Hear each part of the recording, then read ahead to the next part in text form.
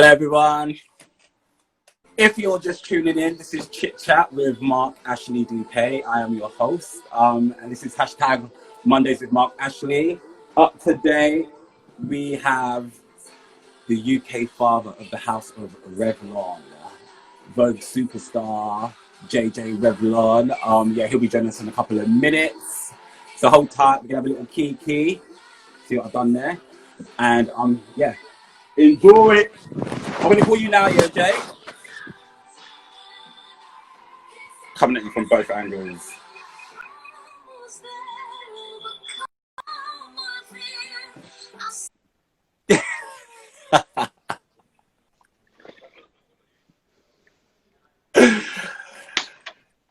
Wendy.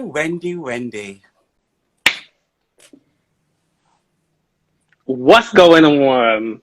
Dot in my eye. Mina care. Actually, sweat is in my eye. Like That's a lot exactly of sweat. What's going on in my eye, bitch? A lot of sweat. I just came back from the march in Barcelona. That was like set up on Saturday. So there's a march today and there's a march on Sunday at like 11 a.m. Just had to get all of that out. And then there's supposed to be like a thing on Tuesday. But yeah, I feel like I'm just so drained. Oh God, listen. I'm so drained. The last 7 days have been seriously, just a lot's been going down. Like it started off with the whole Doja Cat situation. Then straight away we went into the thing is, I'm not really even on the hip hop, like popular culture tracks. You know me, very African led, my kind of tracks. Artists you would not really have heard of, but I heard that stuff about Doja Cat. Yeah, the woman in the park really stressed me out because for many reasons. I feel like I'm just so drained today. I'm like so drained. I get it. I feel like there's so much I want to say, and I just don't feel like I have the capacity to like put my words in like a correct way. So it's just gonna be blunt. So today I was really like, obviously I've seen the protest in especially London, my hometown, like Peckham all the way down. We won't get into the princing and the kinging of stuff. Listen, but on that subject, it's just like what I think irritated. I think I'm so grateful that in Barcelona the protest happened. I'm so grateful that it happened and there was so many people, like Caucasia people who was there. Like my boyfriend was by my side. He didn't have to come. I really said to him like, you don't have to come. Blah, blah. He wants to come. It's fine. Of course, he's always gonna represent. And you know what? All his friends came. Loads of people came. Do you know what? I think what was missing. It was very spot the black people. And I'm in Gang Nation right now. I feel like this is what I can't. Sorry, I'm really doing my head tied like I'm about to go. That's fine. That's what gagged me most. Like, I don't know. Like, there's not a lot of black parties that are in Barcelona. There's not a lot of there's not a lot of LGBT POC parties. Full stop. I mean, there's one in Madrid, and that is it. What is super stressful? EastEnders is actually trash. What is really stressful is that there wasn't enough. I feel like there wasn't enough black people. It felt very spot the black person, and the people who were like at the forefront were white, and I feel like they've been like protesting forever. Like I feel like they knew what to do. Okay. We walked all the way to the US embassy. They knew where to go. We walked through this super white rich neighborhood. They were screaming like anti-fascism in like a chant. It was all a lot, and it was and I just missed that there was not a lot of black people. I want to say two things. I want to say that most probably, from my experience of going to Barcelona, there isn't a very big black community. But there is. That's the worst thing about it. Is there? There is. I feel like there's a massive African community. No, there's a black community. I know what you mean by like what you're saying. Like, there's a lot of like immigrants. I feel like that's the one thing that I feel I'm missing. So maybe just the thing is, the grassroots that they needed to kickstart, like to. The people who are organizing on Sunday are like a POC led company. who's against racism and all the palavers. But it just, yeah, and it was like the people who I did see who were black was like super nice to see. I felt like very nervous around police. I feel like lately more than ever, especially when stop and search started happening around those two. That's the only point that I feel like they I was started doing that. Yeah. No. Oh, right. Not at all. But the police was there and they just kind of like followed behind. They didn't really do anything. They didn't intervene. They kind of like blocked the roads. But I don't even know if we were in the US Embassy or they were blocking the road to the US Embassy. But they like just followed behind. It was like, but I felt like so on edge. Like I felt so on edge that I kept placing myself like in the center of everyone. It's a nerve-wracking situation to be in. And especially Spanish police, they seem quite heavy-handed from what I've seen. Look at them big ass guns. Like, a little bit more like relaxed here. But the thing is, like, I already heard the drama about like in London and stuff like this, but we won't even get into that. I'll give it a light. I went to the one yesterday from Trafalgar Square to the US Embassy in Nine Elms. Yeah. And it was a really like, I don't know, like overwhelming, empowering situation to be in because everybody was there. Black, white, Indian, Chinese, like and it was definitely, I could see there was like a big number of white people there, and I just thought like, you know what, I think it was really good. Like, oh my god, it was amazing. Like the vibe was nice. People just seemed like there was no anger. There was strength, and there was. Oh yeah, there was nearly some drama, and some girl was like, this girl she came in and was like, no, she's like, keep fucking walking, kind of situation. What, is this in Barcelona? Really nice. Yeah. And to be honest, like it was. I didn't expect it like double-edged sword. Like I was really happy there was a lot of white people there because it shows like a lot of you know the word. Yeah, I'm very drained. I literally ran up the stairs because it was 8:30. But in the same breath, like obviously I wish there was more like black counterparts that were there, and I completely understand why people feel like they might not go out. But I feel like more than now is like the time. I feel like the protest has kind of fallen. I don't feel like it's fallen on deaf ears. Hopefully not. But it's a bank holiday here, and my whole point about having a protest is that I'm disrupting people's day to day. Like I couldn't give a fuck if you need to cross the street. Like there was a guy who was like he got his car like in the situation. I started beeping, and for me, and then he started changing the beep to be like really nice and supportive. But I was thinking like, bitch, you beep one more time. Yeah. You beep one more time. Because you don't need to be here. And like you tried to swerve in real quick. It gave very like, you know, funeral and you're going in your family and someone tried to cut in and now they're in the funeral. Like, what are you doing? It was very much the man's funeral. It was very much the man's funeral. It was so tiring. People in Vauxhall got trapped. Like the procession came and there was nowhere for them to go. Yeah. And I was there for a good few hours and the car was there and the woman was there with her head on their steering wheel like. One woman put her middle finger up apparently. Like I didn't see it because she was that.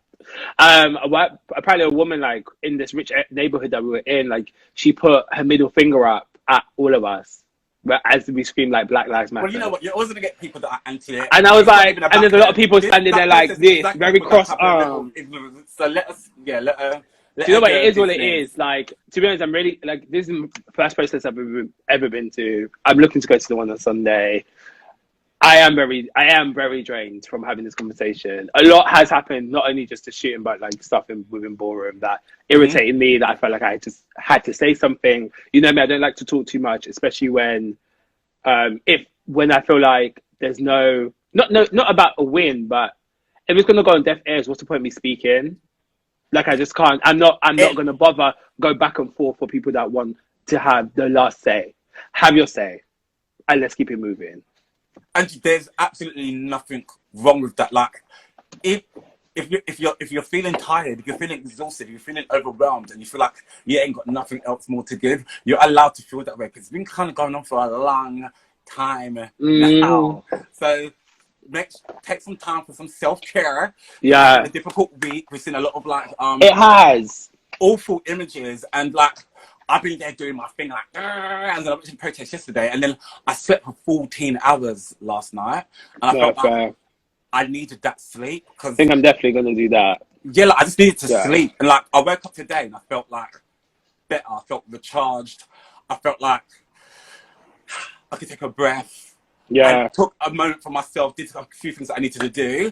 But at the same time, like come Wednesday, it's back on again. Like I'm not letting off of anybody's neck, literally, until the situation is like, this time around, it can't just go like silent or unnoticed. Like I definitely know the value of my voice now, and I feel like I definitely know that even though people have been very silent in some stuff. Well, some stuff I've said, kind of thing, or probably seen something different from me, but I will keep saying my word, and that's it. And who don't like it, choke.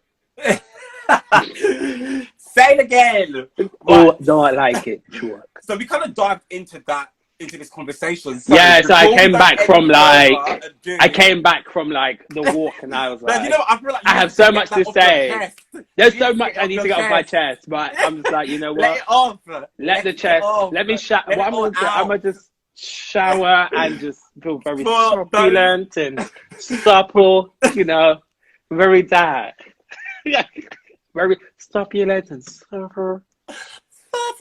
I wish I could for those who don't know you, introduce yourself, please. Hi, I'm Jay Jay Revlon, as it says in the pins post below. I'm single and ready to mingle. Oh, I don't think she is. I don't get in the building. Wait 15 seconds to look at her in the other room. She's in the same room. I'm Jay Jay. If anyone doesn't know me, I'm a vlogger from the UK who resides in Barcelona. I have been in the ballroom scene for about probably 5-6 years, maybe longer, 2014 to now. Don't know what that is, 6 years. And I'm the father of the House of Revlon. Actually, I work with Miss Thing that said, hey. Miss Thing. Oh, I miss you from filming balls. But in the comments right there. I'm opinion in a crowd. Waving. Opinion in the crowd. She films she films the ball and stuff like this. Dead. And yeah, I've just been like involved I've been very consistent in like the ballroom scene in the UK. I travel a lot. I'm a DJ. I'm just heavily involved in ballroom, to be honest. Everything. Head to my toe and my asshole. Let's get into ballroom, because obviously in the last maybe 5 years, but especially in the last 2 to 3, maybe ballroom has really taken off in the UK. Obviously, it's been here longer than that, but I feel like it's really gone mainstream recently. So talk to me about what? What do you mean mainstream? How? It's gone mainstream to the point that like all the girls, have now some type of like reference to what. Why are you grinning? Who, me? Yeah. You very like, oh, the girls. I'm catching you. Hola, mami. Oh my gosh. Yes, from Malaga. I want to know, how did you talk to me about your journey through ballroom? How did you get into it? YouTube. Like YouTube. Like when Bebo and MySpace were kind of like, and Facebook was coming up in the series, and YouTube was giving very like archival content. I kind of was just like looking at videos, looking at Facebook, going on Bebo, like kind of like YouTube, living in that world. Googling, not Googling really, but YouTubing more or less. Like the balls always used to be put up on YouTube. They used to be super long. And actually, no, back in the day, they used to clip it in the bits that you want to see. But now they just give very like, take it all. And I kind of just went in that. And then slowly, I just started finding people. Basically. And I was in Holland. Oh my God, shout out. Like my ex-boyfriend's dad's in the chat, in the Instagram live. Shout out them because they held me in the household and like allowed me to stay with them when he wasn't even there. They welcomed me, fed me everything, drove me to the ball, like stuff like this. When I first came out, and I went to Holland. I think this was 2014. I saw Amy for the first time. I screamed. I lost my voice. And did I go after that? Or did I go before this? No, it was kind of that. And then I just went up and walked and got chopped. Then went to the workshops the next day, had a great time. Did the whacking, the new way, the voguing. I was having the best like the best time. Like you need to understand, like I had the best time, Before and then you, continued. Before you got into right, so before you discovered ballroom on YouTube, it's 2014. Prior to that, was you involved in dancing any type of way? Yeah. Like I danced my whole life. Like I did Okay. everything. Well, street dance, as they call it. Mm-hmm. I did like hip hop, locking, popping, whacking. Well, whacking's kind of newer, more newer. But I did everything like that. I was kind of interested in like contemporary-esque. I was super flexible. I was like I volunteered as a teacher for many dance, like not many dance camps, but quite a bit of dance camps that got me jobs in primary schools and stuff like this. Okay, I was working in like after school so you clubs were and part doing of like midday. a dance industry already. You were already, Yeah, I kind of like it was started teaching part of from. you. Yeah, I was teaching by 15. So in the week on the Wednesday, I would teach at a school, and then Saturday, Sunday, I'll be at Argos on Old Kent Road because they're paying time and a half, which is also £15 an hour. So I was going to get my double coin, All the coins, girl. in my account. But no, I kind of taught because the teacher, the woman who was there, her name was Louise. She kind of was like, I need you. She's like, I'm going to be a principal. And like, she was like, I'm going to be a principal of a school. I need you. And I was like, okay, where is it? And she's like, Bermondsey. And I said, I'm there. 381, right there, all the way. Literally, I was right there. Straight there. Literally, straight there. From minutes. school, literally from school to school. Like from my school. What school did you go to? Peckham Academy. Okay, so you were So from there, road. literally jump on the 381 and then get off and teach. What was it called before? It was called Peckham Academy. Warwick Park. Oh, Yeah, and then before that was called Peckham Girls. Yeah, no, that was back before our time. Yeah, well, my aunt went there. My cousins went there. I go there. Peckham Girls. My cousin goes there now. Yeah. And my mum went to Alwyn. So you're Peckham, like generations of Peckham, like me then. Like way back away. Yeah. Like I saw my area have a caravan site, and the caravan site did a petition so they can become a road. I saw that transition. Okay.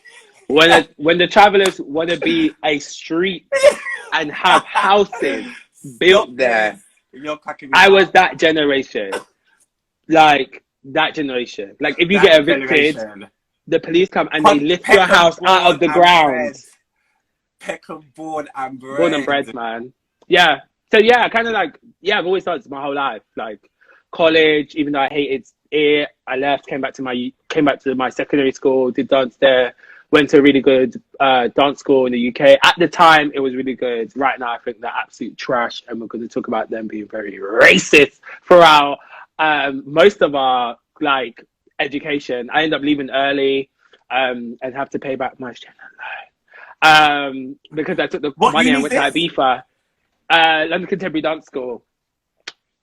So I went to a very like Caucasian school, like really like upper class. Like people that didn't wasn't in the UK, they had to pay big money to come here. 18 grand a year, I know, maybe. And some of the girls are like American flew over. Yeah, American flew over, paid. Like the stories you hear. Like money, like baseball money was going to my school. Like around the corner. Girl, I wasn't the one that was playing like the poor, like not the poor card. I don't want to say it's a poor card, but in uni, you do tend to fall into a crowd that all like smoke rollies, like Amber Leaf, and sorry to diss the girls that smoke Amber Leaf, but that like I wasn't really getting into like the cheap vodka vibe and all of this because like in uni, like I acted like I was rich. It was the first time I saw like that amount of money come to me that quickly.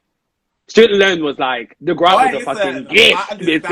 And then like they would give, right. And then I was dyslexic, so I got the math book and the drama. So I was kind of like spending my money on eating out, being really cute and whatever, and eating lunch every day. And I had Starbucks every day for 2 years. I went to I went Harrods, bought McQueen scarf, bought Timberland purse, but this.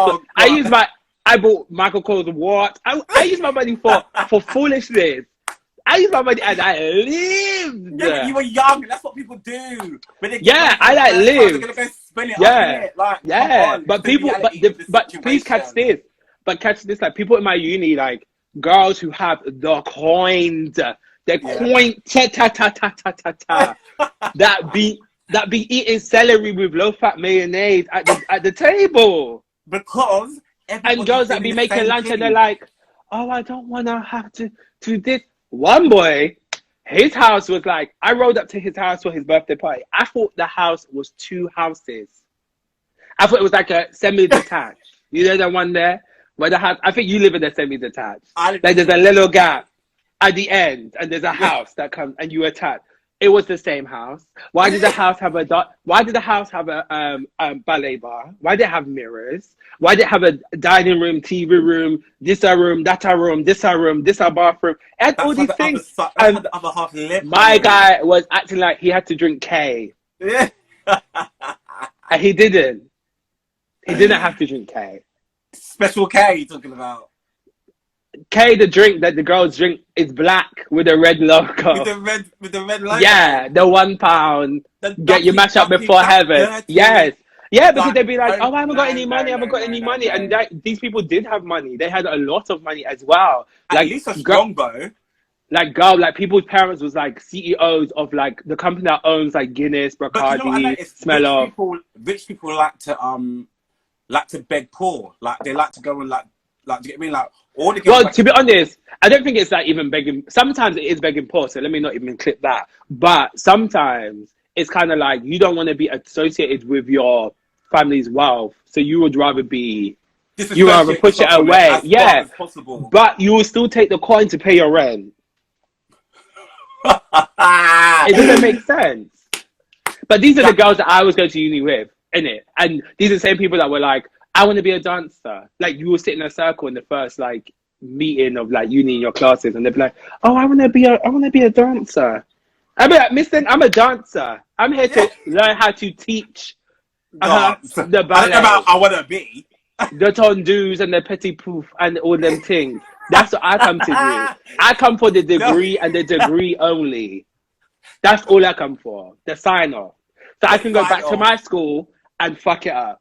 That's what I wanted to, that was my like ultimate goal, was like I was going to finish uni and then go back to my school that I was at for so long and teach performance there. Yeah, because it's just not the same level at all.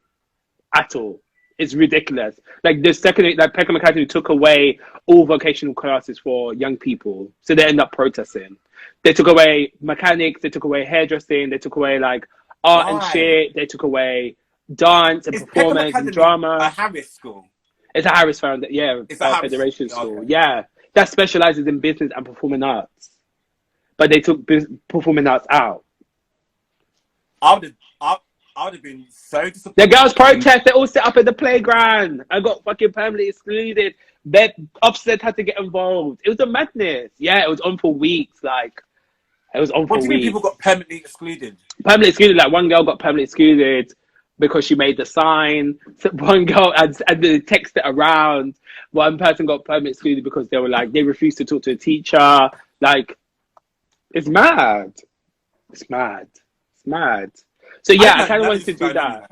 Yeah, I know. What year was this? But this is like last year. Yeah, last year. I want to say yeah. Oh, maybe last year actually. Yeah. I definitely feel like it's last year. But yeah, just all of that was happening, and on top of uni, that's what I want to do. So like, I failed my first year because I wanted to start a company that just looked after kids who were like either obese, who were like, you know, had like social anxiety and like misbehavior. I had all the keywords, like everything in my class, like everything you could think of, like I had in my class. So people with ADHD, people with spectrums, people like I had so many people in my class. So I kind of just did that in my first year. While everyone spoke about being dancers, I kind of just like did a company and just failed, and then did it the second year, and they tried to fail me like 5% on my essay, then tried to tell me to do it all over again. So I just said to them, I need to pay my rent, so I need my student loan, and I went to Ibiza. And from that day I came back, I said, I will never go back, and I will continue to do what I love. And kind of, yeah, that's what I kind of did. And you seem to be doing it very well. So I feel like it's proved that you don't need the the sign off? Can I tell you how many people? I can count probably on my hand how many people from my uni actually dance. One, Connor, Jordan, Valerie, Stasha, 3, 4, maybe 5 Fine. out of 80 something. Right, there you go. Like I saw one in like the club and I said, "Oh my God, you dancing? Like, what are you doing?" She said, "No, I work in the bar around the corner." I said, "A whole degree for that." She said, "To be honest," and she said, "To be honest, What a they whole killed." degree. But if you understand the stress that I saw these people do, the crying, like I cried and I left. That was kind of it for me. But Listen, everyone's like, uni's a lot. "Use a lot." And to be honest, it's a lot when you love your art form But you love what and you're what teachers doing, want to and say. the talent comes from within. Nobody can't teach you creativity. Nobody can't teach you certain things. So I feel like sometimes going to uni for something creative is sometimes like non-void, because like it comes from within. Well, to be honest, you could. Like, obviously, I wish the curriculum was better in terms of the UK. Like, I wish it was better. And it isn't. Like, it should be 90% performance, 10% essay. No shade. So much And it's Goldsmith. people just lose interest. And it's fine. Like, uni's not for everyone. Like, uni, I might go to uni, probably not. I might go to uni, like, later on in life. I never say never kind of thing. But I might do it later. Not the same school, probably. But I definitely feel like I could do, I don't know, something in uni. I don't really know what, but I feel like the time that we are told to go to uni is the and wrong go to time. college. I don't think it's wrong, but initially it's not for everyone. And I feel like initially, like, you have to make that decision and be strong with your decision about if you're going to go to uni or not go to uni, or go to uni later. But I understand that you go to uni later, you might not be able to have the benefit of the government. Even though the government is trash, Well, you might not have the benefit of that. My dad started uni at 50, and he started uni at 50, and since then he's done the degree, he's gone back, he's done 2 masters, and the man's just on a roll. And I'm just Literally, like, you know what? When the time is right, you will do what you need to do, innit? And like, do the education that you want to do. Now in the last 10 years, like, you can't take them things away from them. So yeah, and you're also not even 30 yet, JJ. So you got time. Well, to be honest, like the way we have education is different from like places like Germany and stuff like this. Like, we're not really like we don't really strive to be higher. We're striving to, like, in Germany, you have to strive to like have 2 masters kind of and a PhD, or a master's and a PhD under your belt before anyone takes you serious for a job. We don't really have that. There's so many avenues that we can take about doing jobs and working and stuff like this. Like, you don't always, everyone's journey is different. Mine is just not the uni way. And that's fair. So you decided to take the way of ballroom. Yeah, I did. And once you decided to take this path, you ended up becoming the UK father of the House of Revlon. So how did you get involved with the House of Revlon? How did you end up becoming the father of the UK house of it? I knew Vinny. Talk to you about it. How did it work? Well, it's so funny because Vinny just jumped in. So shout out Vinny, who's the European father of the House of Revlon. He's the European father. Yeah, he's the European father of the House of Revlon. So Vinny, so basically me and Vinny met back in the day. So back in the day in ballroom scene, there used to be a place called Hub 16. If you don't know it, you need to go there. So Hub 16 is a place where I expanded on my DJ skills. Yeah, it's in Dalston. Yeah. I expanded on my DJ skills there. I'm expanding on my production skills there. But that also was the place where there used to be organized like events there where it was like ballroom related, but not true to the culture. So me and Vinny came down and they kind of saw me, like her and like Nikki, this another person who's, she's from Gorgeous Gucci. She's the mother of Gorgeous Gucci. She's the godmother. I can't remember. Stuff changes all the time. But she was like, they lot saw me voguing and they were like, oh, she vogue like Star. Obviously, I've been killing YouTube to look at Star Revlon. And then me and Vinny end up battling. Right? Yeah, did you meet her? Star Revlon. I did. At the Peckham event. Yeah. So Star. It's because like that's the first time like Star kind of like that's the first time Star ever came to like the UK. Star. So it's crazy. So yes, she was like, So Star, I've been watching Star for time. That was the first time I met her. It was all a bit crazy. But me and Vinny battled, and Vinny was like, "Oh, I like you." He was like, "You want to be a Revlon?" She was like, "No, you are a Revlon." And I was like, "I'm already like kind of in a house. Like I'm kind of like a leader of a different house. This house wasn't really like a house. It was kind of like a community of people, but it wasn't really like that, like folding as a house, like go out to battle and stuff like this." And obviously, I heard of the House of Revlon, but I never really was like, oh, I should change houses. But I was really excited about the opportunity to like be in a house that really was in this shit. And like, I went to Paris like the next week and I came out as a Revlon. Literally, that's how it happened. It was literally that quick. Me and Omar jumped up. Me and my Judy discovered Bam Bam. Jumped up. Went to Paris. Met Vinny. Met all the girls. We all had like screaming match about who's better than Rihanna and Beyonce. And we just like really connected. And like the ball happened. And I walked and I had a good time. Like I got my tens and I killed one of the girls. But you got your tens on your first. Yeah, time in Paris, and I killed one of the girls. I was like, she was doing like bare stuff, and Vinny told me like, oh, if she does too much, just don't do shit. So it ended up, she was doing all these like splits and stuff, and I was like, and the judges panel was like, ooh, and then I won, and then I chose a bigger bitch, and I just didn't, I didn't win that. I didn't win that. You took on the boss. Yeah, I took on the boss, like, and I didn't know it was a boss, but I gave very like. But you know what? The confidence I want is you. there. Yeah.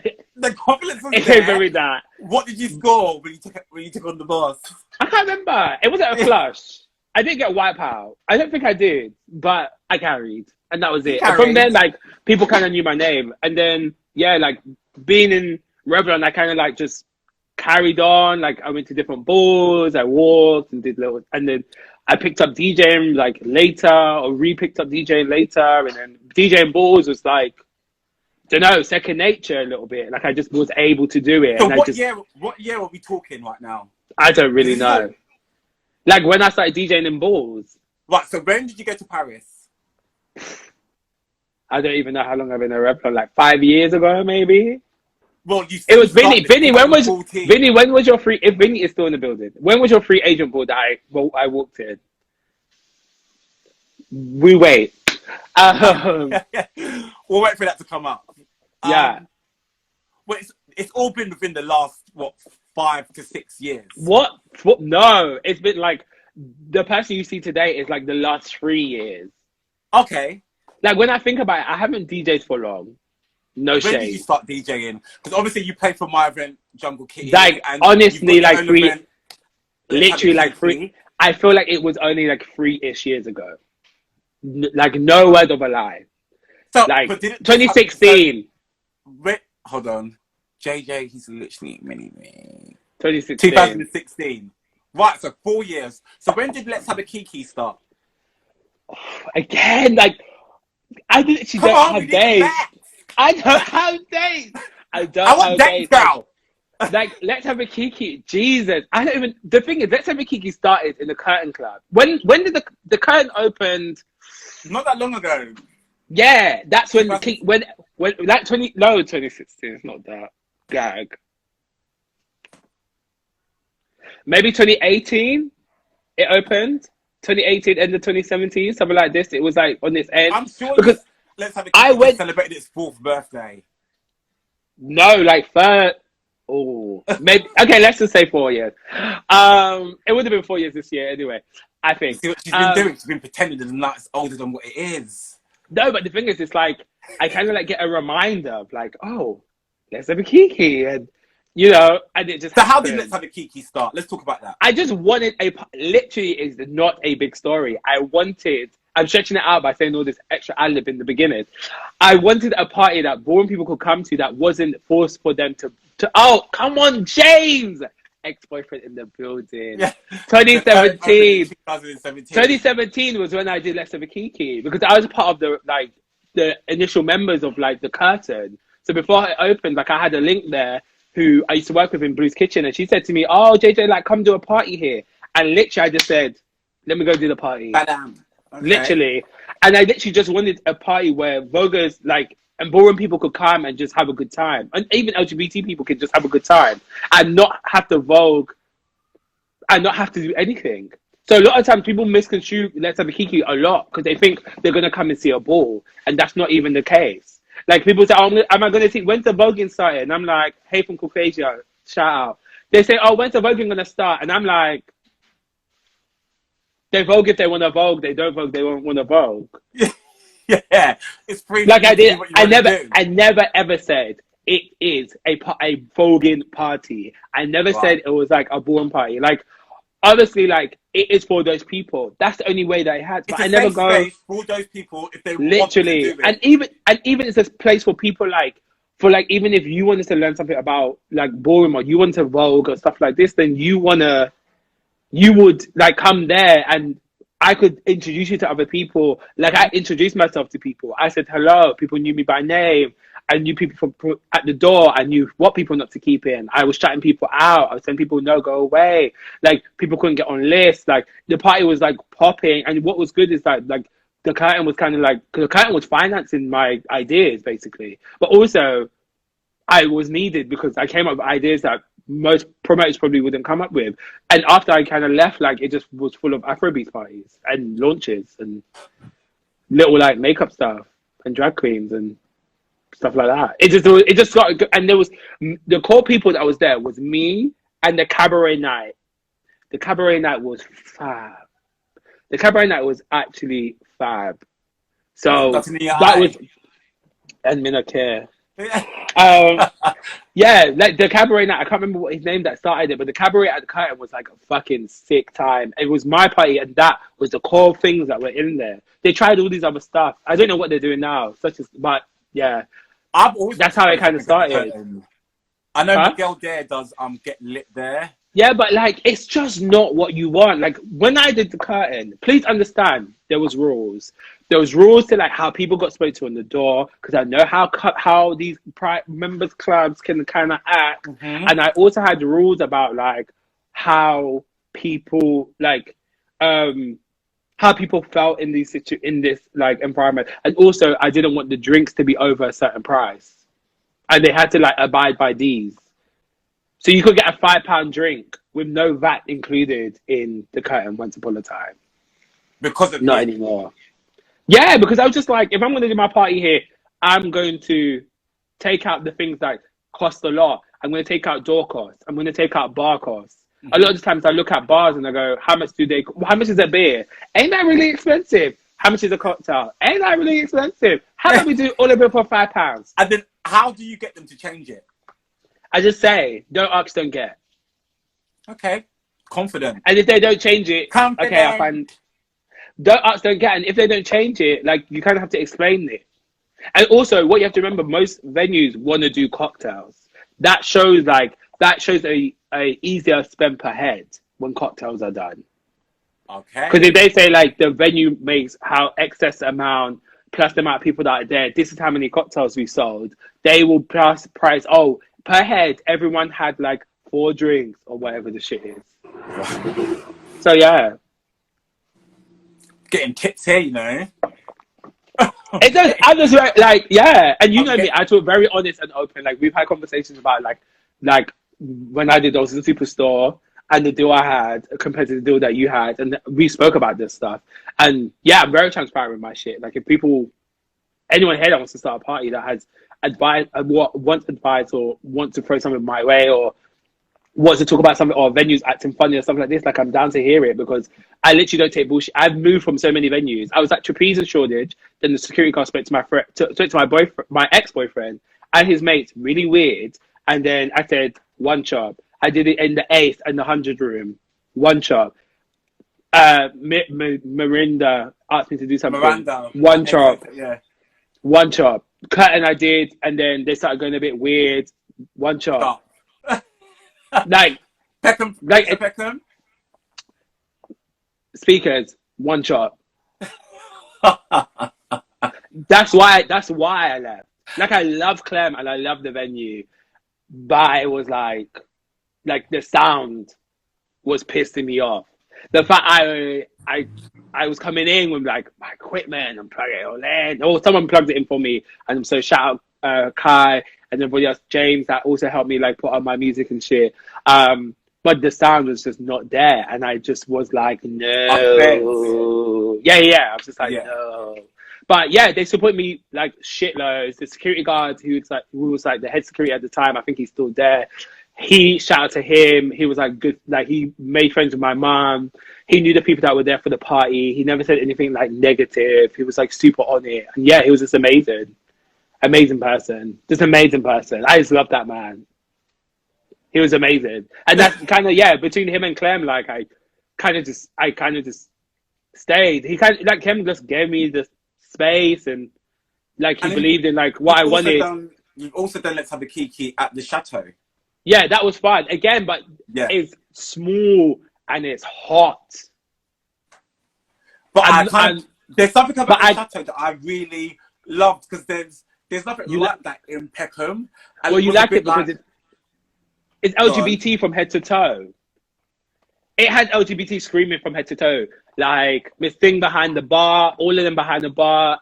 They're just like, I've seen her cross the road in a small pea shorts and a crop top, hair up in a bun, hair slicked down, like whoa. Into the patty shop, came out with 4 patties and asked me if I wanted anything. I was like, I'm okay.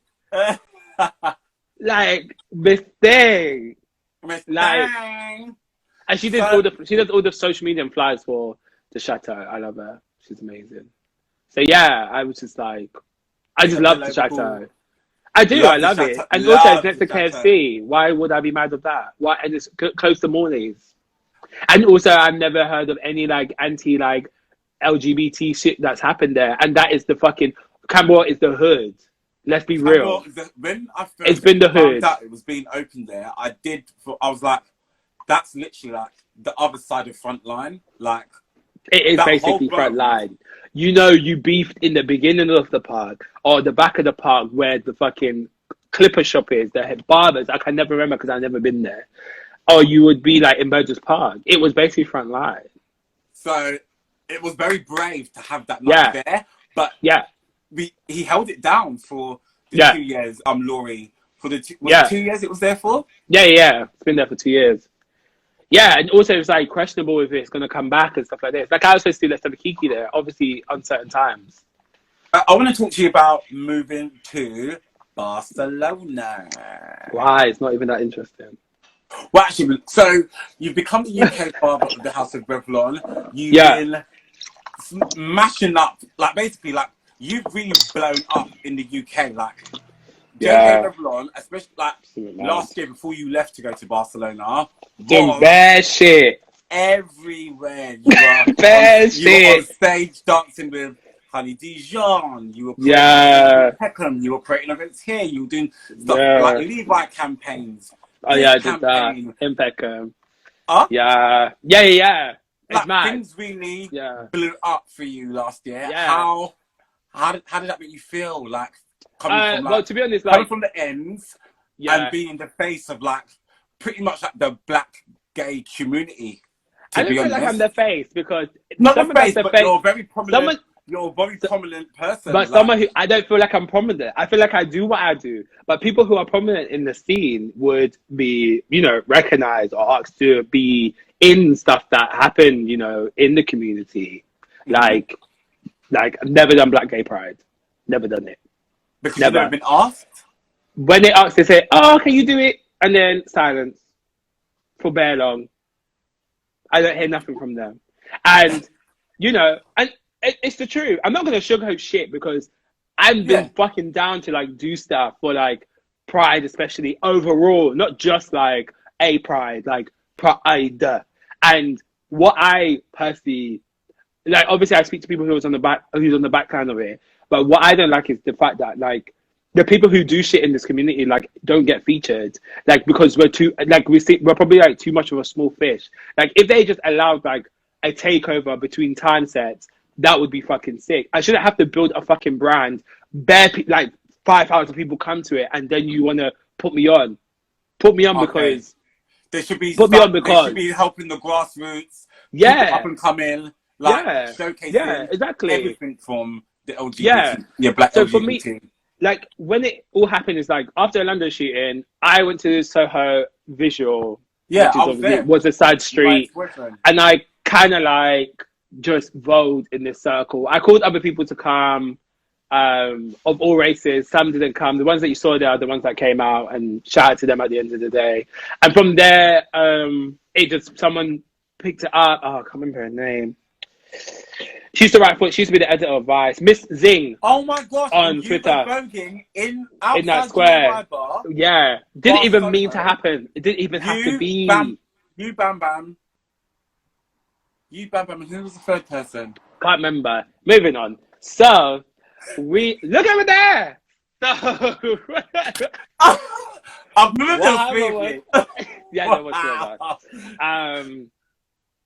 Yeah, there was three of us, and yeah, I kind of just like I kind of just did that and wanted to do that, and I was just like super sad about like the shit was happening, and I kind of just did that, and then from that video, it just kind of like boosted. Like Time Out has like over 1 million views. It's been featured in like museums over like Mexico. It's like it went everywhere. so I was reading the comments. So yeah, it went everywhere, and then from then, like people asked me to do stuff, and then I just kind of like started doing stuff. And I think most times, like people obviously pick me out and be like, "Oh, he does ballroom. Like, let's talk about that." But then when it comes to it, it doesn't really come. It doesn't really come out about ballroom. It comes out of me talking like more like inspirational shit and being like, you know, be who you are, not be who you are shit, because I feel like that's kind of lame sometimes. But like, this is who I am. This is how I kind of got through it, or this is who I am, and I'm visible. And I'm just trying to. My main thing is to stay consistent with what I do. Stay consistent and stay relevant, and not relevancy in terms of like, oh, speaking up because, you know, now like there's not hella racism, but you know, we have more time to digest this whole racism situation that's happened in America, or we have time to digest like other negative things that happen, and we have time to like reply and stuff like this. Not like that kind of person.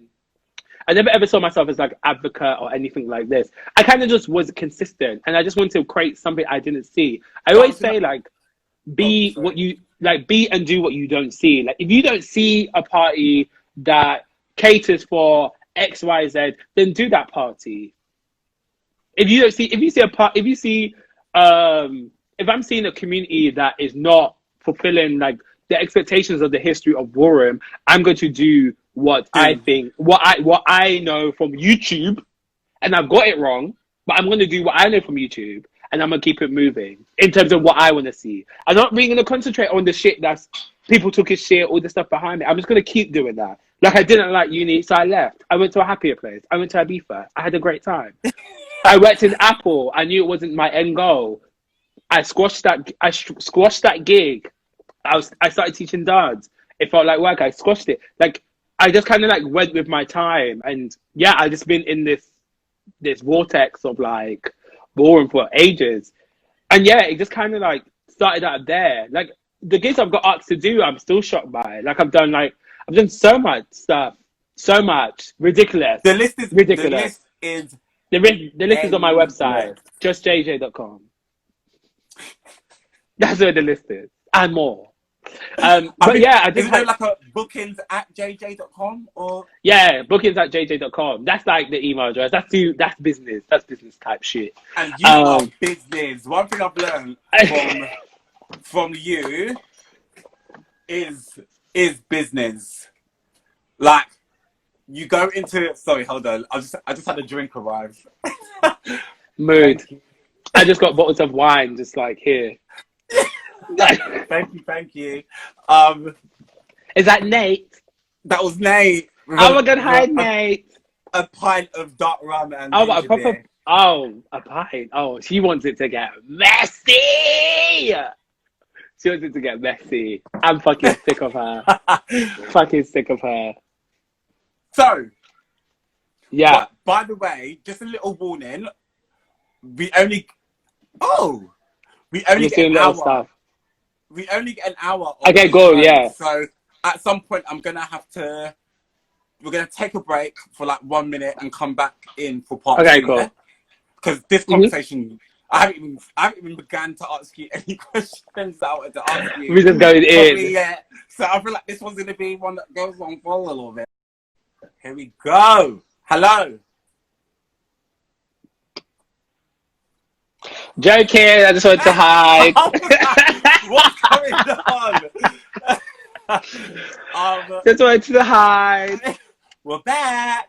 And we're back. Did you get to the toilet real quick? Did you do what you No, I needed just to sat do? here and told Luke to come and bring me water and bring me stuff. Darling, because we really got stuck into it. We've got another hour. So yeah, let's get in. Let's get in. Right. We've spoken about we've spoken about your introduction into ballroom and you becoming a mentor and teaching classes, and then the big blow up last year. You had a big blow up last year, and then out of nowhere, I kind of like got up and left. Like, and so much has happened that we still haven't touched on, because there's podcasts, there's this radio takeover, there's this, there's that. Like, it wasn't even just all performance based. Like, people just wanted from all angles. And then just doing bare shit. She was doing bare shit. She was working. She was representing SE15. Like, you know what I mean? Otherwise, it was beautiful to see. And then next minute, you're like, I spoke to you. You're like, oh, I'm going to Barcelona, so I can't do the podcast. The next minute, it was like, and I couldn't do your night, innit? You're like, I couldn't do your night as well. I was like, oh, that's babe, what it was. You couldn't do the night because you're like, I'm going to be in Barcelona. And then next minute, I was like, oh, I can. Put me on the list. So what happened with that? Why did you decide? And not that there's anything wrong with it. Like, that's what you want to do. Yeah. Why did you decide you were gonna move to Barcelona? Because it's always something that I've always wanted to do myself. Do you know what? I never lived in a different country. None of my family did. My grandparents only lived in Jamaica. My granddad got cancer and was recovering from that. Unfortunately, he didn't, and he passed away. Mm-hmm. And I kind of like this is probably like the full version of events of like why I've moved. Because I felt like when he died, I was in Berlin. Yeah. Working. I got a call from my mum before the ball started, saying my granddad passed away. Whoa! And then I was like, hold it all in. Right. And then I had to host a ball for like 5 hours.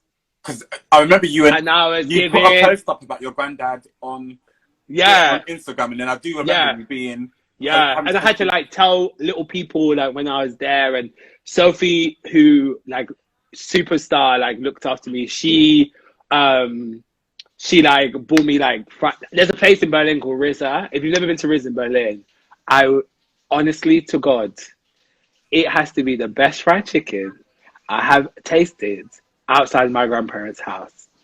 Like outside my mum's house, outside my house, it has to be the best fried chicken I've ever had. Okay, so you know it tops KFC. It tops KFC. I don't go to KFC when I go to Berlin. Anyway, we digress. We digress.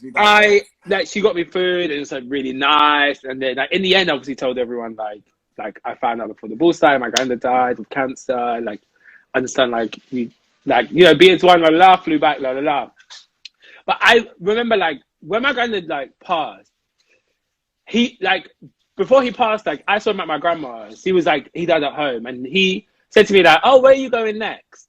And I was like, "I'm going to Berlin." He was like, "Oh my God." He was like, "Yeah, like have a good time." Obviously not in like so many words. Oh my God, hey, Unique. Said to me, "Yeah, have a great time." And that had to be crazy to me. I'm like, this man definitely knows he's dying. Like, he said to me, like, "Yeah, have a great time." I just knew my granddad wouldn't want me to just stay if I'm like not initially happy. And I'm not initially happy with the UK. I don't feel creatively fulfilled. I personally feel like I love the jobs I get to do. I love the opportunities I've had. I will never give them up for the world. I still fly back to the UK. I've flown back for a gig for Shoe and flew the same morning to the UK, took a train, took a bus, took a train, ran in Liverpool Street and got to the gig 1 minute before it's supposed to start. I am on my shit when it comes to like if I have to fly to another country. Period. I've seen you just. I've done it. Your party. I left. I went home. I packed. I was on a flight back here. It's mad. And I kind of did it because I was like, one, I need to understand my worth of like performances. I'm too accessible in the UK, way too accessible. Also, my granddad passed and I organised a funeral myself. I need to I organised a funeral obviously with the support of my family and friends. Mm-hmm. And shout out Josh, Melanie King, who cooked all the foods, came to my house numerous nights, made up all the fucking Jamaican pepper soup and all them things. And he helped me so much. And like even my boyfriend came to like when we had to get food shopping and stuff like this. It was just really good. Like I just felt like none of my family have lived outside of the UK. I want the opportunity to do that. I never had the opportunity to do that. Where's a place that I consistently come back to all the fucking time? Spain. Barcelona. If I'm not in Malaga, I'm in Barcelona. If I'm not in Barcelona, I'm in fucking Madrid. I love Barcelona. I was like, I might as well just fucking live here. And I said, you know what? December to April, I'll live here. Let's see what happens. You know what? Let's see what happens. This pandemic came in. I was like, what the fuck do I do? About. So you've decided to move to Barcelona, literally December, and boom, basically, by January, the end of January. December 28th. I was gone. When did Spain go into lockdown? Oh, yeah, like about the time that you said. It's been like 70-something days. So you basically, you've made this decision to move because you followed your heart. It's a city that you love. Yeah, yeah. And you've moved there with somebody who... How long have you and Luke been together now? How long have we been together? Got headphones in. I thought he was listening to the chat. Oh, he said not answering the question again. I don't know. Yeah. Sass from the corner of the room. It's Sass from the corner of the room. Well, I would say, to my knowledge... Like a year? It could be a year. Just under a year? Depends on how you count it. We first met in March. He always says this fucking shit. I'm so tired of it.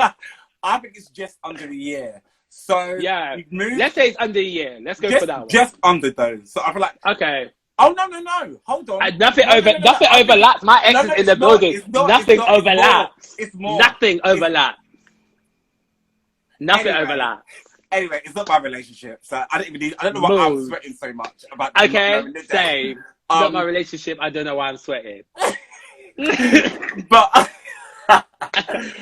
James is like, okay. I don't know what it is. James, I barely knew how long. But it's a new relationship. So yeah, to move country. To be honest, let me say, like, I literally didn't move for Luke. I moved, like, he was moving for a job.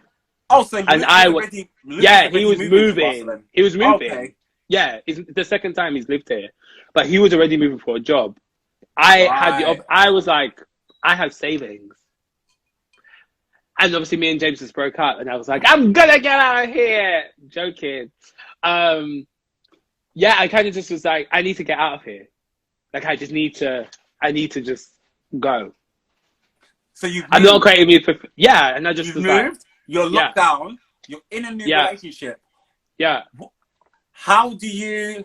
But you're also in lockdown, so it's like, how is that moving to a new country where, like, I feel like it's most for me. If I was to move to a new country, I feel like being able to socialize, especially, and make connections with people that can then like maybe show you around the city. I know you already know the city, and I know that you're quite familiar with it, but like, how has it been moving from your hometown, where it might have been a bit easier to be in lockdown, to move in, like, where your mum's only around the corner, or you might have still been at home with mum, and like to move into a new country where it's just you two on your own. And compared to our lockdown, which is not that strict, it seems like Spain's has been quite... Yeah, it's not fucking playing. So you've been in the house a lot. Yeah, but I moved house in lockdown. During lockdown? Yes, this house is the different house. Right, okay. From the first house. So yeah, to be honest, like, the lockdown came in and I didn't know what to do. So I phoned everyone. I phoned my mum, I phoned Lee, I phoned my other best friend Leanne, And to be honest, everyone told me different things. But in the end, I had to be like, what do I want to do? What is going to be best for me? What is best for my health? And my mum came over and I had to get her back before the borders shut. And that was fucking stress. I was in tears for ages in the fucking airport when she had to leave. Because she had to leave earlier than she needed to. Okay. And yeah, I was like paying for flights, left, right, center to get her back in the UK. Because one, I live in a one bed. I lived in a one bed. Two, it's best she's in the UK than here. My grandma has needs. My granddad has just passed away. Still, technically, it was November. Yeah. She needs that support of my mum and my aunt. She has to go back. That's the end of that. And me not coming back was a choice of health and happiness over everything. Over everything. Over being able to see my mum, being able to see my best friends, being able to see these people was a personal choice of mine. I felt like if I came back, I would be at risk. I'm asthmatic. I'm not just small asthmatic. I'm big asthmatic. It's in my purse. Coach, I take this asthma pump. This has steroids in it. I have to take this twice a day, sometimes more when the weather changes in the UK. I have had this pump for maybe 2-3 months now. I don't need my pumps here. I don't need them here. They're here. It's on 48. It goes to 60. If you count it, it's like, I don't know how much that is. Luke does maths. I don't. It's 12. 12. So and that's over like how many weeks? I think I just opened it maybe a month and a half ago, maybe. And that's just so I can walk with it. You know, that's the only thing, because obviously at risk, all of that stuff. Yeah. And yeah, I feel like I would have been proper more at risk in the UK. And also the flights weren't convincing that they were going back to the UK. And also a friend of my boyfriend, his friend was stuck here for a long time, like more than 2 weeks. And she was only like not subletting really, but like she was like using someone's room while they weren't there. And it was just a lot. And I was like, what am I going to do that's going to make me happy? Stay here. Just fucking stay put. You don't know what's going to happen, bitch. So you better just stay in your place. And my friend was like, yeah, you should just come back because, you know, it's uncertain. My mum was like, you should come back because you know you don't pay rent here. And then I just thought to myself, like, this is not what I want to do. I've shacked up with someone and the person I'm with, like, obviously the person I'm with, I care about everyone, all my family and friends. But I feel like I don't want to go back to the normality of like being apart because we've been together this whole time. I've been healthy this whole time. I've survived 70 whatever days. I count my blessings every day I wake up. Like, and I'm in a house that I actually really love. And I'm in a house that I'm trying to build a home. Like I'm getting cats and shit. And yeah, it's like I just had to make a decision of like health and happiness over everything. And I think that had to be like probably the hardest decision I had to make because obviously I want to be there if my friends are in need or my family in need, and I'm not. I'm just like, okay, I get it. Like, I understand what's happening. If you need to speak to me, I'm here. I'm here all night. Like, there's nothing physically I can be there. Like, be there for my grandma. So, like, FaceTiming my grandma's hard. Talking to her on the phone is kind of hard. And yeah, like, consistently, like, not being able to see my granddad's grave or whenever I want to is also very hard. And yeah, it's like, but I'm happy. I'm so happy here. Like, I'm so happy here. It's actually ridiculous. Like, I like look out on the balcony and be like, oh my God. I miss my house. I miss my house kids. I miss everyone. But those Zoom chats and all these little stuff and my birthday just showed me like, I don't have to physically be there. You know, and that's another thing why, like, I feel like the person that you're with right now, Luke, big, like, it's cute little things like that, like him going around and messaging you all your friends and getting them to send you that personalized message. I was like, and he sent it to me, and then you know what I'm like with replying back to messages. I'm awful. He reminded me, like, remember I sent this to you, like, please can you do it? I was like, oh my God, like, of course. Like, he was on it, and then to then watch it and watch your reaction to watch it. I was broken. Like, it was so nice to be a part of. At that point, I was broken. How you can watch that now back in quarantine. Yeah. And remember, like, do you get what I mean? Like, so good. Nobody can't take that away from you. Nah, so good. And you know what? Like, it's crazy. And also, like, my grandma lives with dementia. And the more I talk to her and she remembers who I am, like, it's a blessing every day. And the fact, like, I called her FaceTime there today. She was like, "Oh, are you out there getting the ladies?" I said, it's really Stop kicking in, it. like, today. Like, dementia is kicking in today. I don't know what the fuck she's talking about. Because I know that you're very much out to your family, right? Yeah, super hard thing to do at 19. I kind of was like, I'm gay, bye. Like, I left. you know what? I left. Let's get stuck into it. As you know, it's the 1st of June, which means that it's the beginning of LGBT month here in the UK. Is it in the UK or is it around the world? UK. In the UK. Yeah. So, you're actually my first guest for my month of LGBT Of the gays. pridefulness. Yes. So let's talk about being black and queer and coming out and coming out to a black West Indian family, like hardcore. Like what was your experience? How do you feel about it? So 19, I thought I met the love of my life, and I was I'm gonna. You're 28. 28 now. Okay, right. So like 8 years. So I was gonna come out and be like, this is the man I come out for. I was like, this is the man.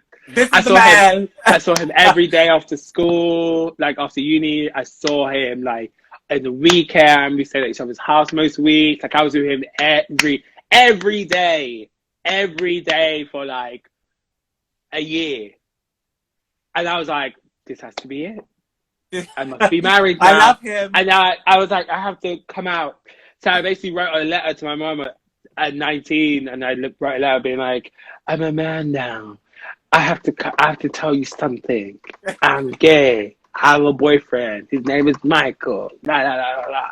And I like went in, and I was like, and then I gave the I'm moving out. Okay. Because I gave the I'm all a move before you tell me to move. I'm a move. No, I think I didn't say that in the letter, but I did do it after. Like I moved like maybe 4 weeks after that letter, and I kind of just put my cards out there. And yeah, the first 24 hours was drama. Me and my mum had the best relationship. Okay. And I think most of it was out of ignorance. Drama, did you say? First 24 hours was drama. Okay. And I think most of it was out of ignorance and just not understanding and fearful of like my work life environment and stuff like this. And yeah, like my mum was very like, I did her nails, I did her hair. She never ever said I was gay or like all these things that you could have saw traits when they were younger that people say their parents beat out of them and stuff like this. Like my mum never took any of that. My aunt also, same situation. Like she would say all my friends were gay, and they were, including my cousin. And she kind of like... Why, they associated that you were gay? She associated me, I was gay because of the people I had, but also like the stuff that she was saying was kind of like ignorant. Well, was ignorant, not kind of.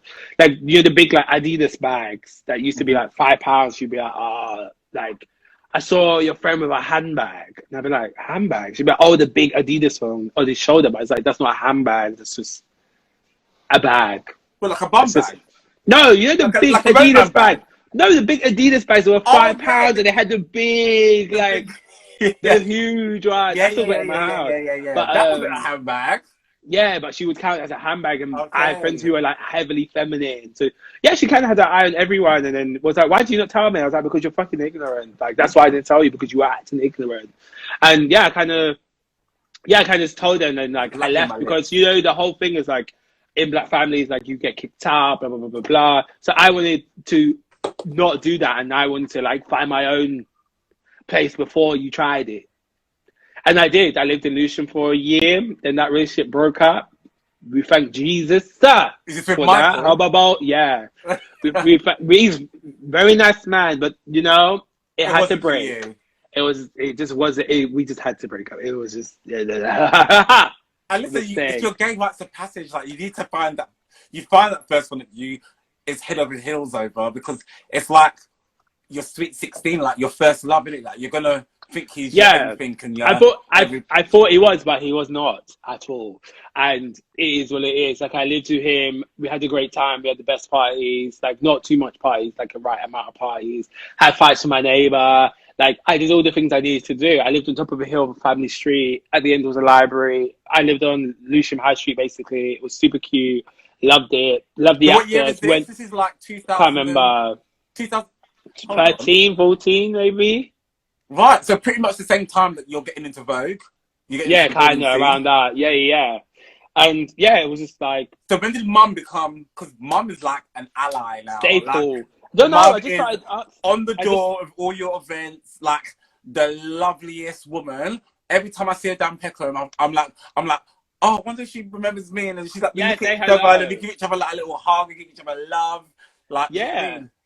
yeah. She kind of like I kind of just asked her to like do the door. To be honest, it was a trust thing, and I'm not gonna even like sugarcoat the shit.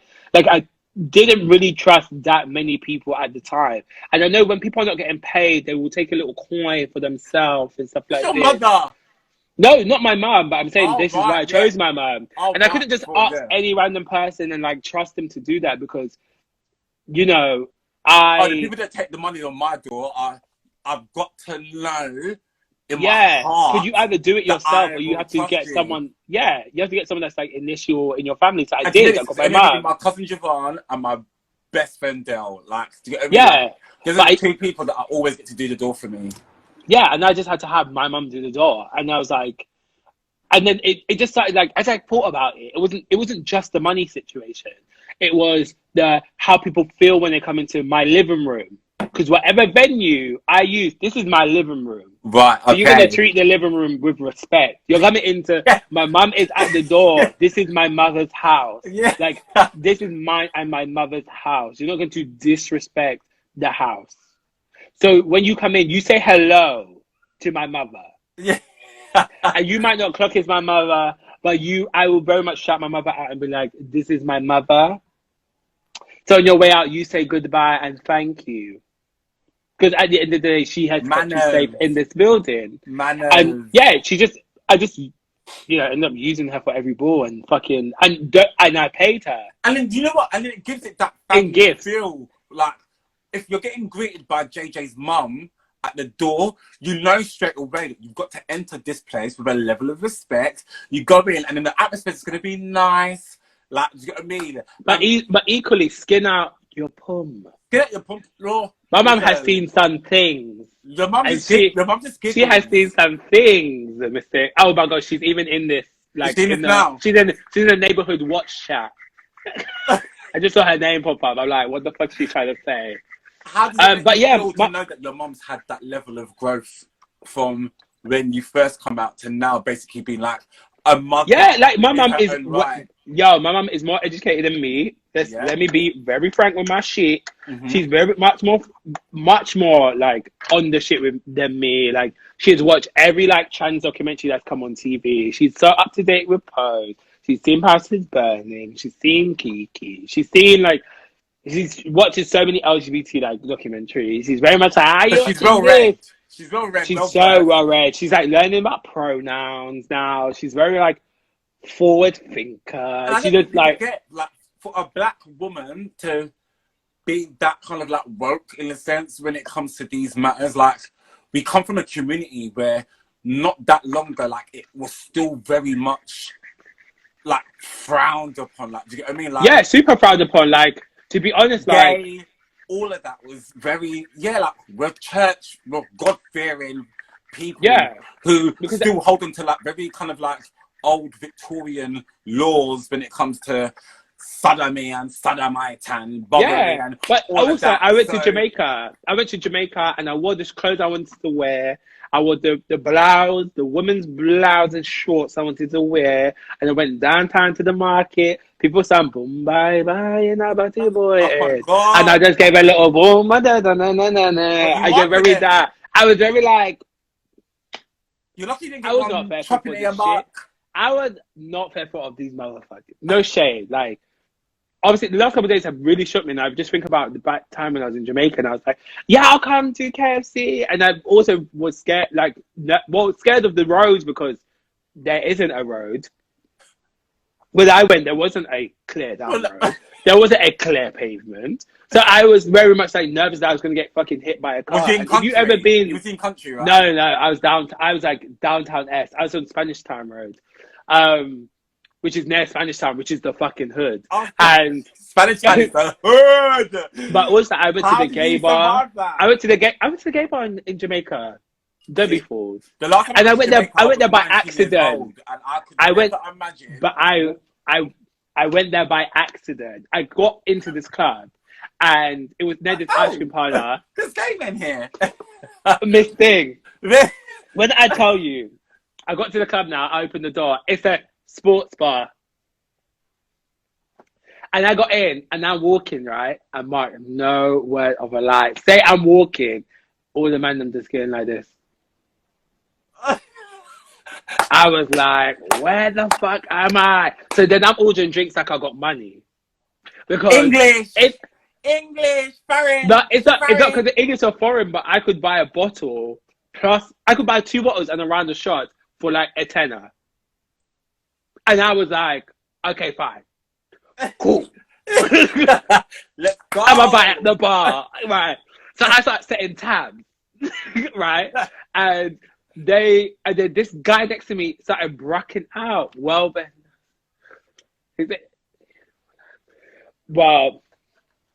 literally they like started bracking, like this guy started bracking out.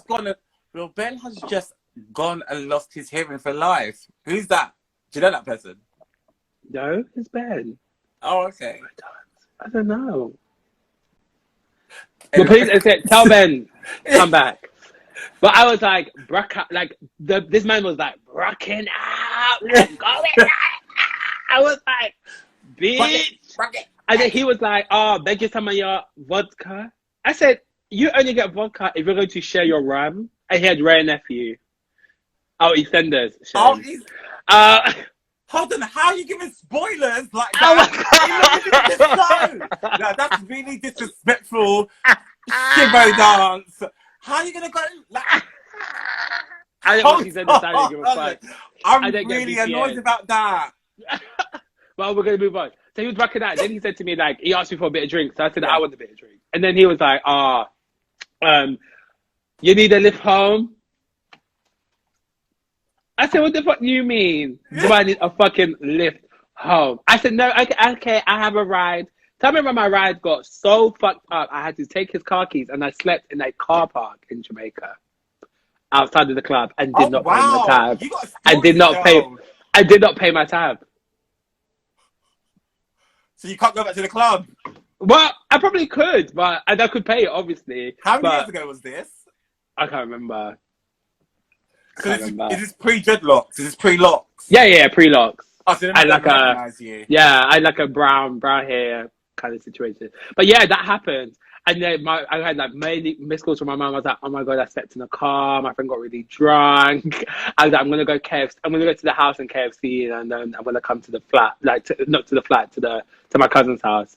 I did a walk of shame with like 2 buckets of chicken for everyone. So no one asked me questions. No one asked me questions. Everyone just ate. Come with fries and biscuits. But it was mad. It was mad. Like I had the most crazy experience. Like in Hellshire Beach, like this guy checked me out. I feel like me and you to go fully together, but at the same like time, fully checked me out. With you, like it's fully like I was eating my lobster and festival. I tell you, I was living like a fucking expat in Jamaica. I was living 13 years. Yeah, I haven't been in probably about let's say 10-ish, maybe. So how was yeah, we can. How was the rest of the family with you coming out as? They didn't speak about it. You know that thing in like Jamaican families. Well, in families, like you've come here from a foreign country which is seen to be rich, so they won't speak about your gayness. Like by this time, I already did drag. I put my drag on Facebook. I was dragging from the head to the toe. This thing. I was doing gigs in Europe. Yes, I did European Gay Ski Weekend. I did. I missed that. I did I did another. I think I did Shoreditch Town Hall for another event. I did like so much stuff. Featured in Guardian, Burgess Park. I did so much stuff. And yeah, they kind of just yeah, they just kind of just didn't talk about it. But I knew they did speak about me because a woman came into the yard and she was like, "Is that the cousin that?" and ran away. Which I'm like, cousin? The cousin I'm what? like, what you want to say, Miss Thing? The Because cousin that brings two bucket chicken? Shabada and Samuel, whatever his name is sodomites. And they be living. So, in the words of Miss Thing, get off my back. Get off Because I would have my back. Because I would not be giving you any of my garments. Because that's what I do in Jamaica. Like, if I go to see family, I carry a bag of garments that, like, they can all have. So I end up giving, like, KTZ trousers away and Armani and all this other stuff. I started, like, giving away stuff, like, to them. Hopefully my cousin's still rocking it, but yeah. You clearly need to be a level of confident and self-assured to be able to be that bullshit and to take it with a an unbothered attitude. Where do you get your confidence from? Like, because this confidence shines through in everything that you do. Like, whatever you're doing, I feel like you come with it with like a level of like strength, determination, confidence. Yeah. Who's instilled that in you? I don't really know. I want to say like my mum, but I feel like so cliche. Like I'm a single. Like I didn't know my dad. My mum's a single parent. She's done everything for me. When people in like I was getting £5 a day at school. That's kind of unheard of for some children. That's a lot of money. She was it. Catch. I didn't know it was a lot of. I didn't know it was a lot of money until now. You're crossing. That's £25 a week plus EMA. And the child benefit. Oh no, not EMA. I didn't get EMA. I got like in college. I got EMA, but like when I was going to school, my mum used to give me £5 a day, and I used to do a lot of side hustles. I used to shop in school, like biscuits and shit. I used to, like charge people. Biscuit and donut boys. I used to charge people 50p a track because I had internet, and I used to download the music and put it on the MP3. 50p. That's a level. I would have saved the money. Miss Thing, live life. You can't die with money. You can't die with money. Live life. Saved that money. Miss Thing, I ate chicken and chips. I had all the sweets in my bag. I survived school. That's it. Period. So you're a hustler, baby. Like, that's kind of what I had. Yeah, like I never really had that. My mum never ever spoke to me about saving and stuff like this. This came later than I actually learned this from my ex-boyfriend, James. Shout out James for photos in the fucking if he's still here. But he was the one that I saw his savings and I saw him save, and I just felt like I should be following like the same steps of like saving and stuff like this. My mum just did what she can to get me by, and I feel like my whole thing comes from self-worth. I'm not afraid to say no to a gig. I'd probably rather not do it. Hey Dan, I'd rather probably not do it than take the coin they offer me. Like, you know me. Like, I will, like, you know me. Like, obviously, like, I will do a gig for you. Like, we do gig for each other. We have that very much understanding of like, I'll do a gig for you, you pay me that.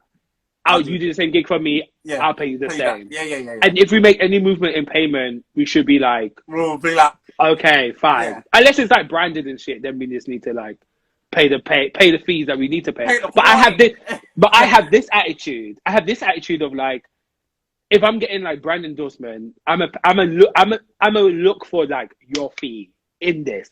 And if it's just me off my back, I cannot guarantee income. But I can guarantee a base income. Yeah. That's what I can guarantee. Yeah. The thing is, I can guarantee out of my own pocket. And that's what I do. I did stuff out of my own pocket. So I think it's self-worth, being able, the power in saying no, understand how much power you have. And just, I think that's it. I think the more you have self-worth, you go back on fees, people try to pay you. And I don't feel like it's just a creative industry. I think it's a job situation. Like, I feel like in a job, you should be paid for the amount of work you are doing. I said it to James. I'm not going to put him in any hot water, but he knows I say that shit. I'd be like, they ask you to do this. They ask you to do this. They ask you to do this. Ask for more money. Not overall, but just for that workload. And that's the person I am. I'm just like, people should get paid for like the stuff they do. And I understand if there's no budget, but I hate when brands tell me there's no budget when there is. When it clearly is. And it like, always has a budget. They Like, always have a budget. and budgets can go, and also understand that there's so much money in the world. Budgets, and I learned this from Lee. There's so much money that is in the world. Lee has done half of my like offer sheets that people have sent me. He has gone back on them. He has done so much for me. You do not understand. And in terms of like paid by people, things can go from 4 grand as a group to 4 grand by yourself very quickly. Very quickly. And you have to understand that self-worth is a big thing. It's a big thing. If someone offers me like 100 quid that I know should be £1,000, I will say £1,000. Scratch that. I would say 1,500. And if I don't want to do it, I would say something dumb that I can just rub. I just start pressing buttons on the fucking shit and I just hit send. 2 0 Like, 2 2. and I know my work. This is where it comes from. Like, I know my work, and I will fucking like. I'd rather not do it. I'd rather not do stuff that will build my portfolio. What do you feel about I'll pay you in exposure? Yeah, like exposure doesn't pay my rent. Right. When's the okay. self-help book coming out? Soon. Bitch, I missed you in class. Anyway, I'll see you on Wednesday. Yeah, exposure. Exposure doesn't pay my rent, nor can I eat. And for me, exposure is my decision. If I want to offer exposure for myself, I will. I have had like, I reached out to like many people about my class that I do on Patreon, the Vogan class I do on Patreon, and I reached out to them because I wanted just exposure. But half the time, I haven't asked for it. Like the stuff that Time Out has put in me, I haven't like, I never asked for any of that. The stuff that Time Out has put in me, like advertise my classes and that I'm DJing here and stuff like that, I never asked for any of that. There has been times I have. When I started my nail business and when I started like, oh my God. When I started my like, guys that nail it. Guys that nail it. And when I started like these classes, I reached out. I was like, can you like offer something? La la la. Can you do something? La la la. And you know, some people helped me. And gay times, I took the opportunity to do a exposure gig, and I did, and it worked out at the end of the day. But no, just no, no. Right. And you look bad as a creative, not taking stuff from people. You look bad as a creative doing shit like that. It is not okay. Or not taking stuff. Like taking stuff on exposure, because they will say, they can say, if I say yes to something, they can easily come to you, Mark, and say, oh, JJ did it. Yeah. And you get JJ did what?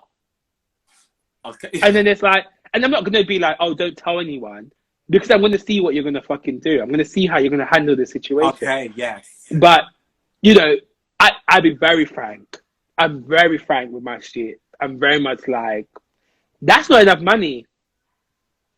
There's so much money in the world. There are people getting paid 300,000 plus a year to talk for 2 hours on the radio. Right. Vanessa Feltz. Because I've been on her show. So how are you right now? Have you taken JJ in person, the brand? Mm. And how have you put it online now so that you can make money within lockdown and quarantine? Like, I haven't really, like, half the time. Obviously, you are doing online classes. I feel like, yeah, but JJ, the brand, and Jason, the person, is literally the same fucking thing. Like, what I wear my heart on my sleeve on social media. I try to show all my cards. Well, you do. Especially from the moment you wake up with a dotting in your eye, you're not care. Sometimes the dot round your mouth, you're not care. Oh my God, it's so crispy. Like, yeah, 4 o'clock in the afternoon, and you're still rubbing off the mouth crust. That was in the old house. Now I try to wash my face in the morning because I like to sit out in the sun and sunbathe for a little bit of hours. But I kind of just, I wear my heart on my sleeve on social media.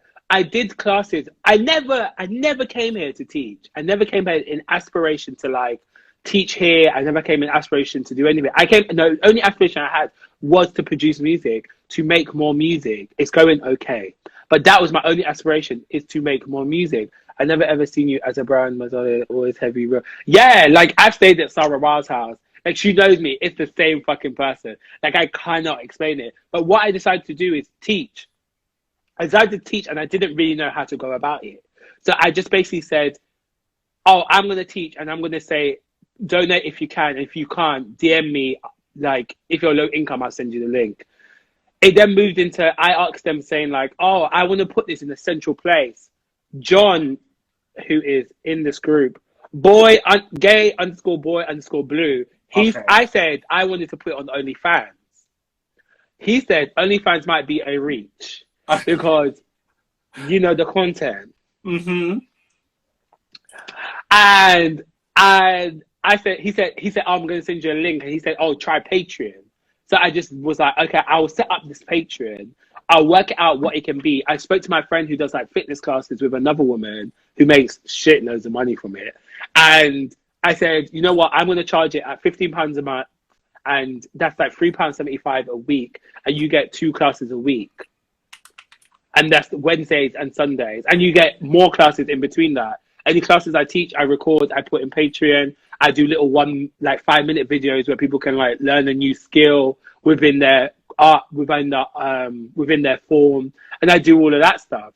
So that's kind of like where it kind of came from. Please understand, I had no aim of teaching. I'm literally only teaching because people out there that I teach suffer from mental health, suffer from like social anxiety, suffer from so much stuff like not being in a crowd of LGBT people, or not being in a crowd where they can dance and feel free or stuff like this. And that's the people I kind of cater for. I cater for everyone really, because if you DM me, you ain't got money. Like, I don't care. Like, I've seen it on your ads for all your posters. Yeah, and I put money behind my ads. Huh? I put money behind my ads, and I'm very frank. Like, if you don't have money, I completely understand. And if you do have money, just be truthful and fucking donate. And if you want to be a part of Patreon, just be a part of Patreon. Like, and if you don't want to be in a live class with a camera on, you don't have to. Like, I have very many avenues of shit that I'm okay with. I'm not really offended as a teacher. I'm not offended as a teacher. How many classes have you done since you've been in lockdown? I really don't know. Anyone in the group that is doing the classes can answer. I don't know. There's about, links wise, probably like 12 maybe.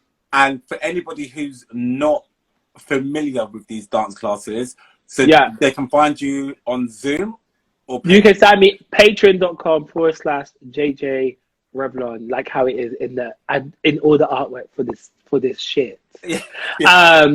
Yeah, like you can just find it on there. You pay £15, you have full access of everything, and it's the first of the month. So how much? Yeah, and £15. £15. Okay. Yeah. Or you can just support me. Yeah, for the month. And if you can just support me. Yeah, I know.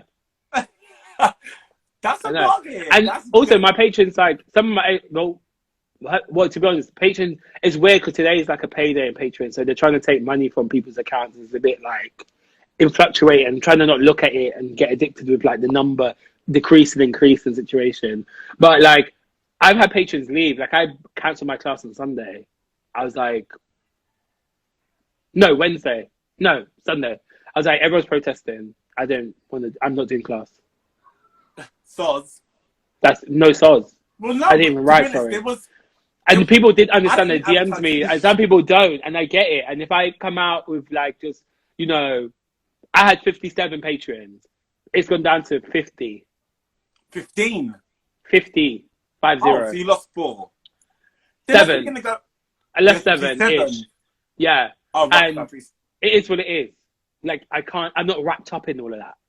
And also, I applied for the self-employment grant, and I got it. So. In Spain? No, in the UK. Oh, so they've given you that?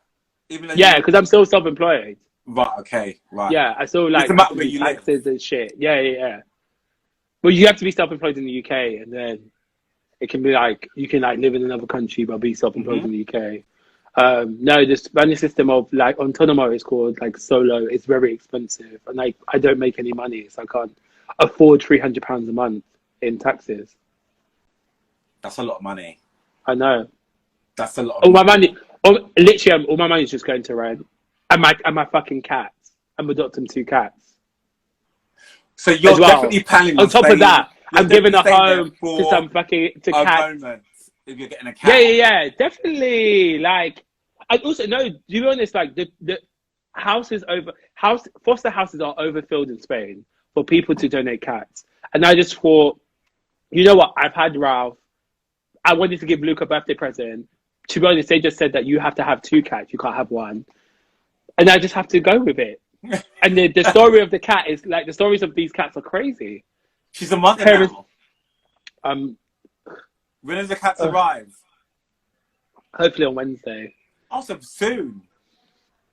Hopefully.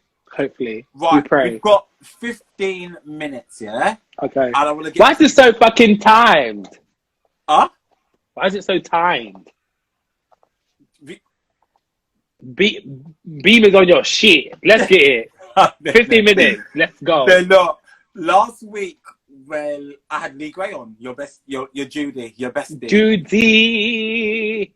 And she's not in the room tonight, actually, which I think is very disrespectful. So we're going to be having a word with her because you definitely tuned in when she was on the show last week. You know what? It's fine. Trying to figure out what you are talking about. Oh, Ocean. That's one of my girls from Berlin. So I did a little quick fire round with him. Huh? I did that little quick fire round. Yeah, let's go. I want to do the same. I'm going to do the same questions. I want to see how well. So everyone can see my lips that I'm talking the T's. I want to see how well, because he reckons he's like, yeah, that's why you're my girl. So let's see. Let's start. So, sweets or chocolate? Chocolate. Blue Bounty or Red Bounty? Both. Chocolate and sweets. I love Haribo and Kinder Bueno White. Those are your 2 faves? Huh? Those are your 2 faves? Yeah, like sweet, like those are my 2 faves, like Haribo and Kinder Bueno White. What? Since Haribo, being here, what Haribo are you going for? They do this one where it's just the white and the reds. It's just the white with the red, like the white with. Where's the bracket? Did you buy Haribo? Can you pass me a packet, please?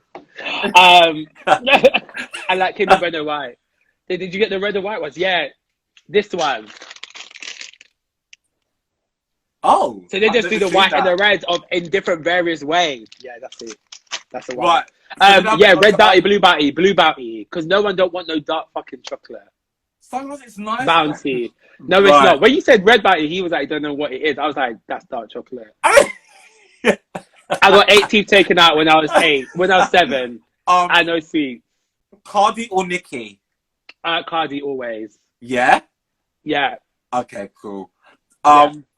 Nas or Jay-Z? Oh! This is hard. He didn't know who Nas was. Yeah. I know I can be what I want to be. Jay-Z. I'm sorry. Jay-Z. I've seen her in concert. She's fucking sick. Where did you see Jay-Z in concert? O2. It was sick. The first half was like all new shit, and the second half was all old shit. I lost my mind. So yeah, Jay-Z. Sorry. I saw him with Beyonce on the Run tour. Nah, I can't even deal with Beyonce. Right now. What? I love her. Okay, so my next question was. My next question was Beyonce or Aaliyah. That's hard. Because that's not okay. He reckons he didn't know who Aaliyah is. I'm too young for Aaliyah, but I'm like, if you're well versed, he's a pussy. Music. What the fuck is he talking about? Don't know Aaliyah. You don't know who Aaliyah is.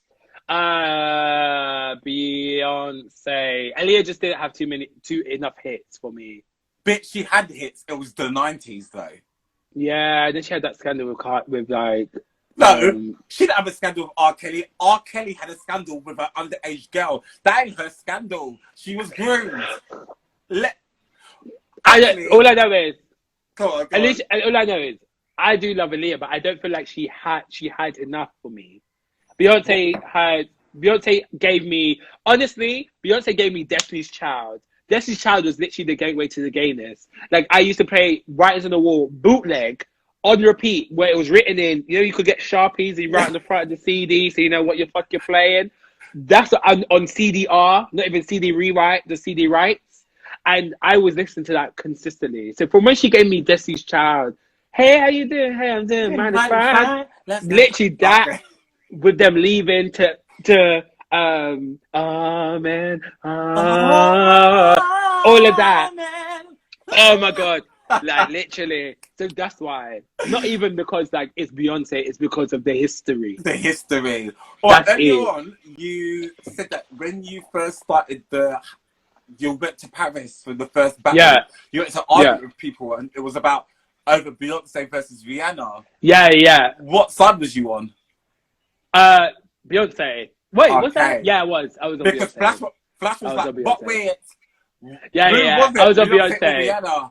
I was You on know what? I think when it Beyonce. comes to Beyonce and Rihanna, I can't ever. I got a really bad Airbnb rating from that argument.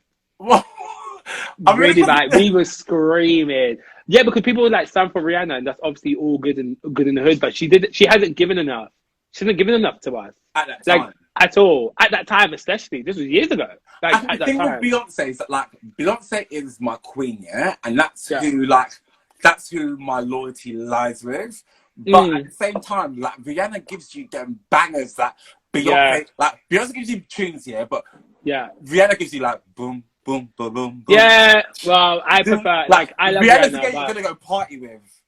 Beyonce. Sorry, All right. Beyonce. Destiny's Child or TLC? Destiny's Child. Okay. All right. Reggae or reggaeton? Reggae, obviously. Spice or Lady Saw? Spice, all the way. All the way. Yeah. Because Lee said Lady Saw. I know, I heard that. I get it, but Spice. Jill Scott or Erykah Badu? Erykah Badu. And I love them both. I love them both. Erykah Badu. Erykah Badu's like the only song I listen from Jill Scott is Brown. No, that's what Angie is it? Stone. My brother. That's Angie Stone. Oh shit. Okay. Then I don't know. All right, so at least we know.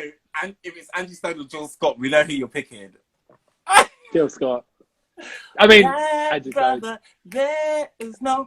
And Maxwell. Maxwell is like Maxwell.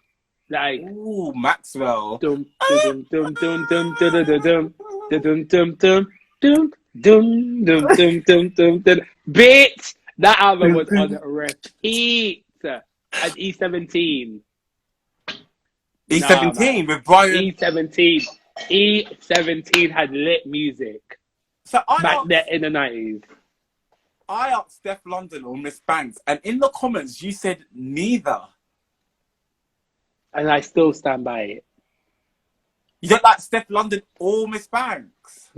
No. I didn't really know. I knew Miss Banks when she was like up and coming, but I don't really know her music. It didn't really interest me at all. I prefer Lady Leisha. Weirdly. Okay. There's Lady nothing weird about that. Like I prefer her. But over both of them. I don't think like Steph. I don't know. I'm not really a fan. Steph London is a good feature, but I'm not really. Nah, don't care. I love them both, but I'm okay. Banker.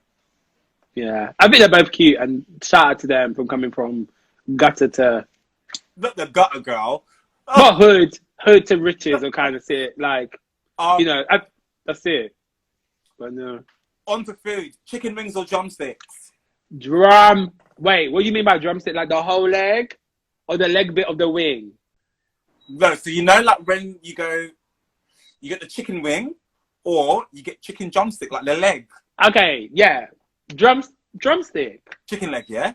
Yeah. Okay, so you're not like not like your bestie who was like she likes breast because she don't like chicken on the bone. Yeah, she doesn't like chicken on the bone. Black person don't like chicken on the bone. I love it. I want the half chicken with the back of the. Sorry for the vegans, with the back like. Chicken skin I live for on? Chicken skin on. Pineapple or no pineapple on your pizza? Pineapple on my pizza. Yeah. Okay. It's cute. I like fruit shouldn't be on food. Lee is right. Fruit should not be on food. But pineapple pizza probably is one of my weaknesses. With barbecue base. Oh!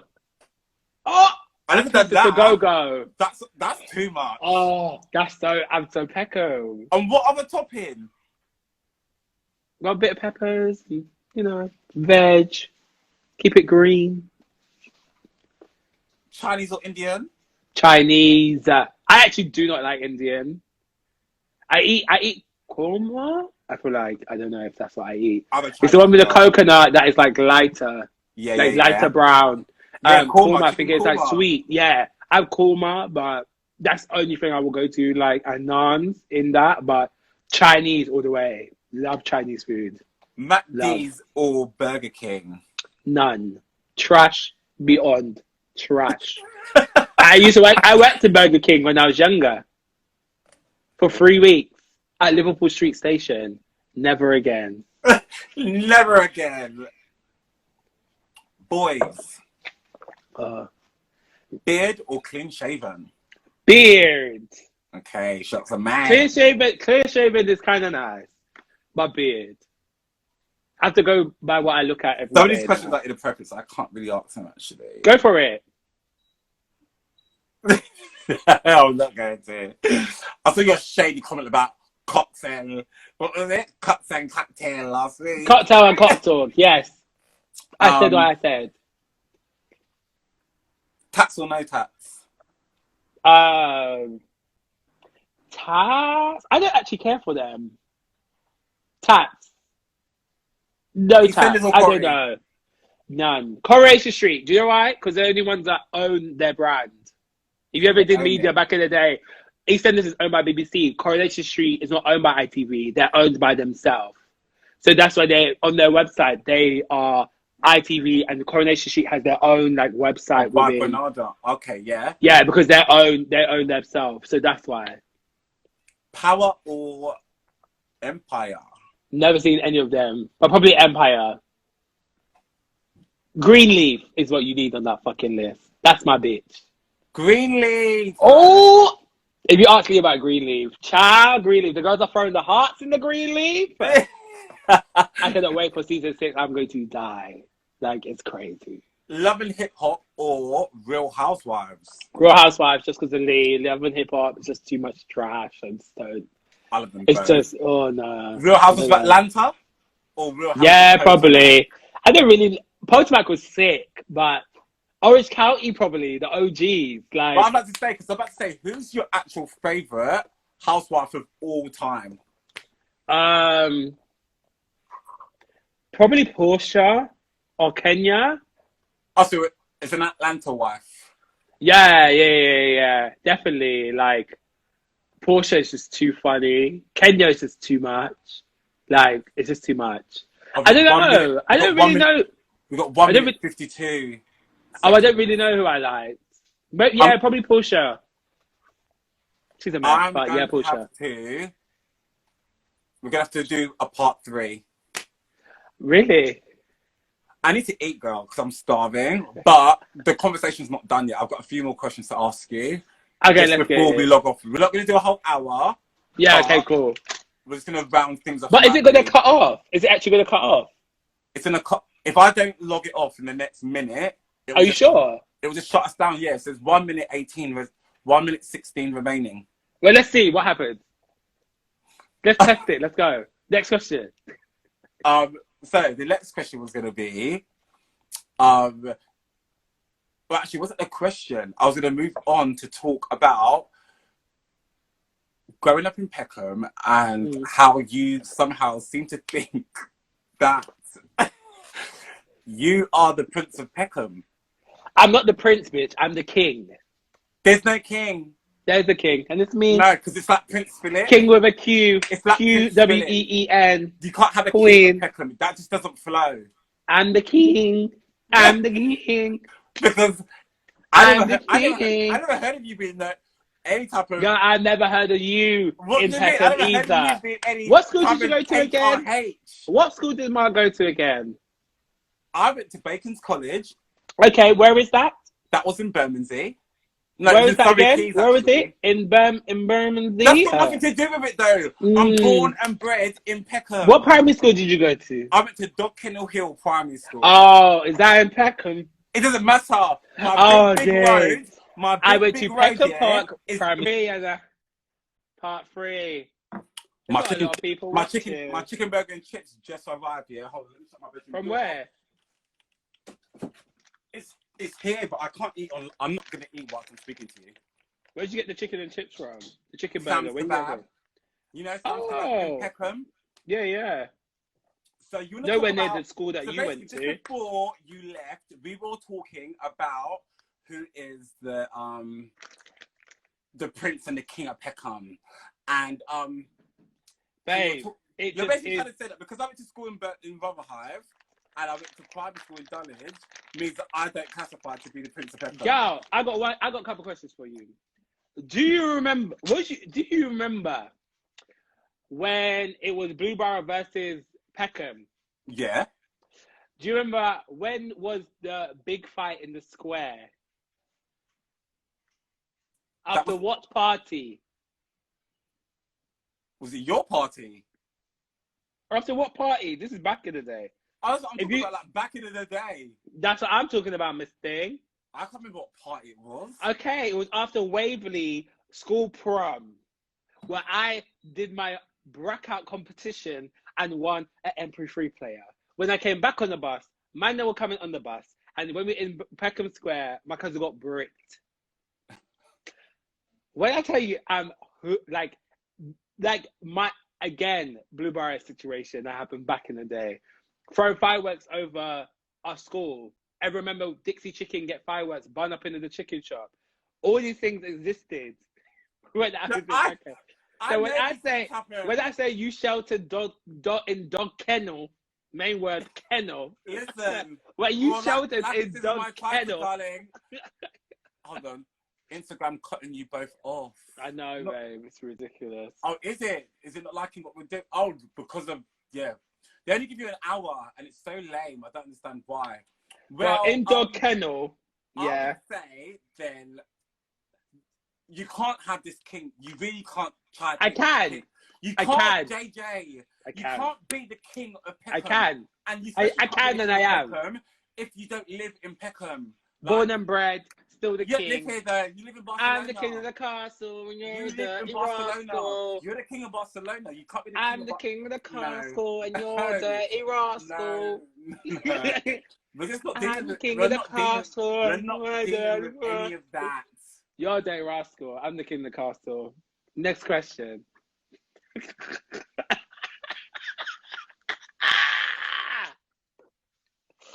Mark, we're more than welcome to share the workload, babe. You can't. We can share the workload, yeah, and that's absolutely fine. But there's no king of Peckham. We could be princes together. That's the most. Why are you so mad at the idea, Miss Thing? No, you can't.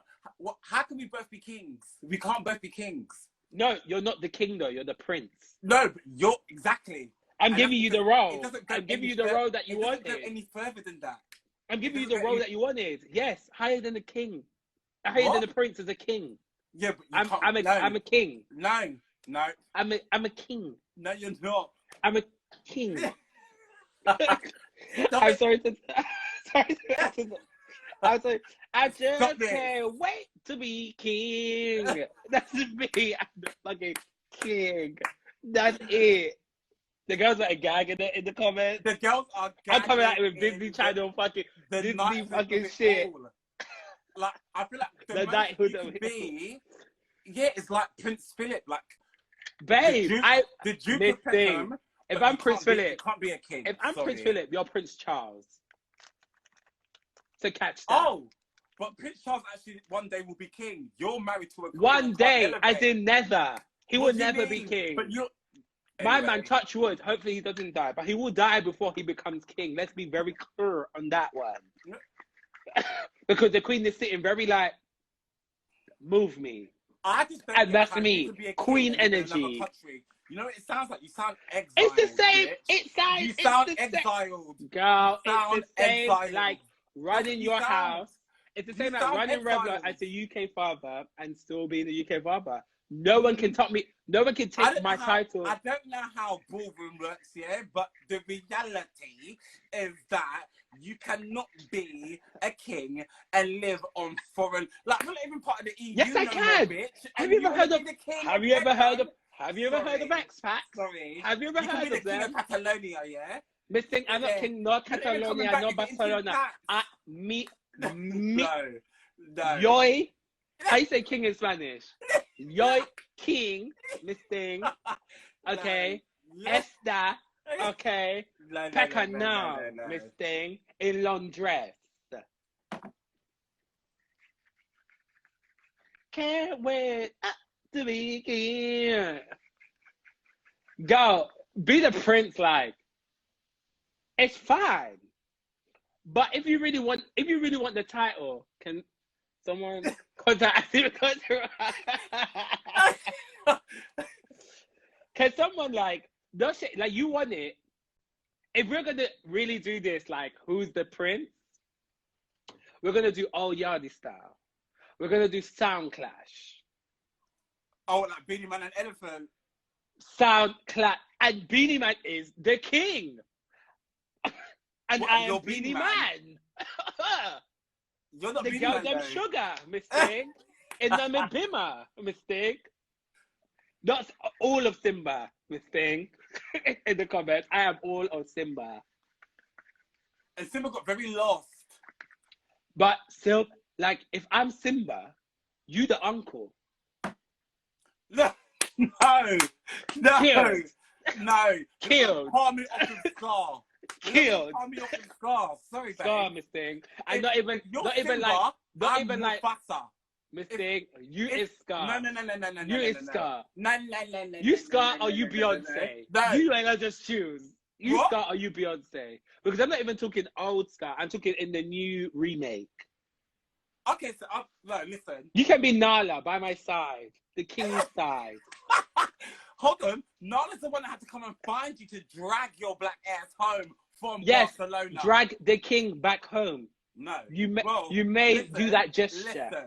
Listen. If you're Simba, then you are my son. Yeah. No. So I'm Mufasa. No. You will never quote Nicki Minaj on this ever. You know what? Never. Bye.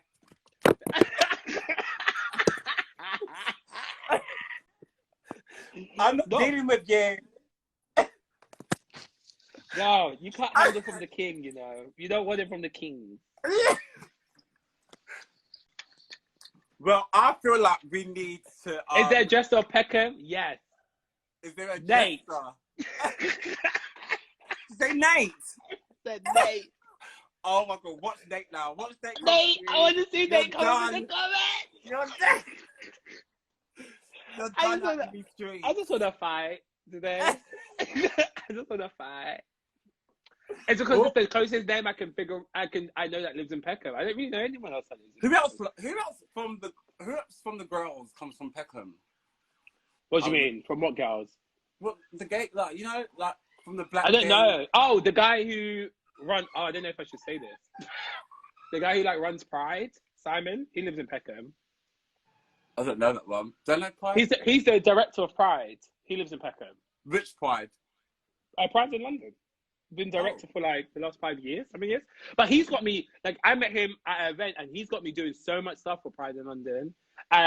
Especially like the stuff that was supposed to come out, like I was supposed to do like a brunch and stuff like this. He got me super involved. I just don't understand why. Yeah, I obviously we can sit here and talk about it for ages, but like question like Black Pride and who they put on stage, like again, like I do, and I don't really go to Black Pride because of the main reason of like what's on stage. And I go to be with my friends, but it's good to have like different speckles of community in there. You know, the king, the prince, the jester, you know. Stop it.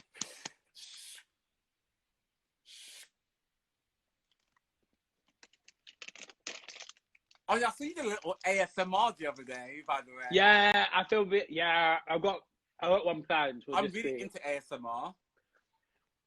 And so am I, apparently. It doesn't. It literally turns me on, but not in a sexual way. Just like, I don't know, like I can just listen to it and it makes me feel good.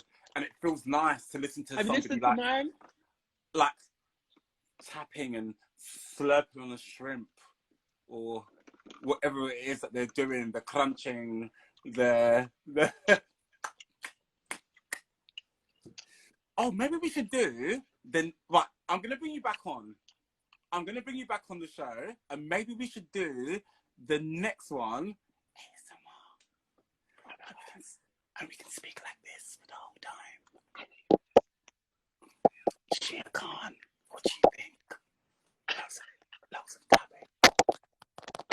even clocked Shears in the fucking group because Oh I my god, fucking put in jungle, bro. She's been there since the beginning. And Shit, I'm so embarrassed. Is going to be my guest next Monday. Shit, I'm so embarrassed. She's going to be my next guest. So we're going to get stuck into it. Look. Right, before Look, Luke is cooking. Oh my god, hi Luke. Say hi to Sheer. Oh my god, Luke looks like a hunk in the kitchen. What's he cooking? Nothing. No one ain't saying nothing about it. Everyone's coming in now and we're about to log off. All right. Hey, Gary. Hey, Gary. Yeah. I'm Gary. I'm getting Gary on too as well. Right, before we tie things up. Also, I need to cuss you. Wait, period. I need to cuss you. How the fuck how dare you send Gary the video that incriminates me as well? Why does it incriminate you? Because I'm the one that did the fucking choreo for the track with my fucking blonde hair at that fucking festival. I'm the one dancing behind Gary and I did the fucking choreo because Jim asked me to do the choreo. Darling, I didn't know. I didn't know. Oh, you fucking bitch. But I saw it. I woke up and I was like, what? Listen, there's more footage where that came from too. So, you fucking bitch. What's next for Jay Jay, or what does Jay Jay have in store once we're out of quarantine? Out of quarantine, hopefully get all my gigs back. I started to DJ at like Royal Albert Hall and places like this, and like clubs in like a club in Paris and stuff like this. Hopefully I can bring that back. Hopefully I can start a night here. Oh my god! Will you hire me as a DJ and come out? Yeah. You and Luke. Yeah, sure.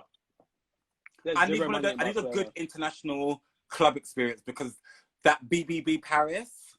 That's what I talk about. And then hopefully, and then I'm going to continue teaching online. Right now, it started raining. Very confused because tomorrow's supposed to be 27 degrees. Yeah, being a cat dad, and I started social media for the cat, so it's Houston, number 2, Island, and I'm going to use. Please don't talk in the Don't talk as the cat, because that's just creepy. I hate when people do that. No, I said I started social media for them. Oh yeah, I might. You see. Like, oh hi, I love my owners. Look at my owners. They're so nice to me. Yeah. No. Yeah. All of that shit's I'm going to do that because you're just pretending to be a cat, and that's just you. It's JJ pretending to be a cat. That's people not the love cat. It. People love it. People love cat pigs. It's not the cat. As soon as the cats come in, people love cat pigs. So then I'm going to use that money. I'm going to like raise money. Well, I'm trying to build a profile, and then I'm going to raise money for the shelter that I'm adopting them from, which is called Catalonia. These are things I want to talk to you about as well. We're gonna definitely have to do. Yeah, Voguing with a cat. Another evening, because I want to talk to you about the My owner charities gives that me you work with. Yeah, we have to do part 2. You do a lot of charity work. You do a lot of community work. I try. And there's a lot of stuff that people don't know that you do, that you just do off the back of your, because you want to do that. You also run like one of the biggest UK black BAME gay Facebook groups. Yeah, that just started out of random. What's that? If people want to check that out, what is that? What is it? UK crime and the colour, and you have to answer all the questions, or you don't get accepted. Or you don't get in. And I don't think when I joined it, I realised that it was you that ran that. Yeah. Because I don't really like, it's me, admin. Hi, everyone. I kind of just did the group because it didn't exist. Everyone's in it. Everyone's like, there's a lot of stuff in there. And a lot of unpacking that everyone had to do. And I had to remove. I've gone in there some days. I had to remove people. All day, just reading the comments. It gets spicy in there. How many people are in that group? Over, maybe under 800 people. 790 or some shit. I'm sure it's like the top one. The first 2400, the first 24 hours, there was like 500 requests. And then you ran another one for Southwark. Yeah, like the Southwark. Yeah, I just started it because it's like I don't think it really exists. Like, to be honest, I want more people. Touch just blows up. People are interested in what you say and what you've got to do. Yeah. From you waking up and rubbing your eyes to like the biggest extent. Like, do you get what I mean? Like, I feel Yeah, that's I don't quite think an amazing I really don't. quality to have. Yeah, but I really don't amplify on that. Like, I never really like When's your birthday? come 7th of April. I'm Aries. I don't really come and Aries. speak to camera. I don't really do stuff like that. I kind of just like I It's like might a do blog. odd. It's like a day-to-day Yeah. diary. Of Well, I might what, do like odd blog, like odd like Instagram live and stuff, just to like connect and tap back in. But I never really like set like be like, oh, I'm gonna do this and I'm gonna do this. I don't know. I'm just like, yeah. I feel like people do like I obviously speak and I do shit and people listen and people like the stuff I have to say and stuff like this. But I never really like amplify on that and do like I do ask me a question in Instagram, but people don't ask me shit. you know, I've always wanted to do one of them just to see what people would ask me. But at the same time, I always feel like people like to put their art. I feel like that's a big statement to be like. Because I'm just not anything, that like, who do I person. think I am? I'm more of like escapism kind of content. Like I post like random shit. I might post like my social media's kind of changed because I'm now posting like memes and shit I see on TikTok. That's like which I think is hilarious and relatable. I think we got to ban TikTok, by the way, Huh? because they blocked all of the Black Lives Matter content. Yeah, of course they will. They've been blocking black content since the act started. Yeah, so we can't be using your black energy and your black creativity on a platform that is anti-black. We need to. Yeah, but I don't use it. I actually use it for cat inspo. Literally, I just want my cats to pay for itself. So I'm kind of like adopting them. Yes, I love them and I want to raise money for the charity, but also these cats need to pay for themselves at the end of the day. And social media is like the key thing to be doing at this point. Escapism content, pictures of Twitter. Yeah, pictures of cats is like what people love. And I didn't get the cats so I could take pictures of them, but I do think like if a cat was to have somebody kneel on its neck, it would have uproar. There's cats though. You get lion. But there's cats that there's like profiles. There's profiles with like 2.4 million followers and stuff. And this kind of and this kind of mindset. Like it's right, but ASMR. I'm really drunk now, by the way. I just feel like I'm doing it because I'm trying to create new content for people that just want just a bit of escapism and hence I started the ASMR shit. It's like I think it's funny. Like I've got a new one. I'm so into the ASMR. The next one's going to be so funny. The next one's going to be so. No, it's not going to be funny. I'm going to try a political kind of way of doing something.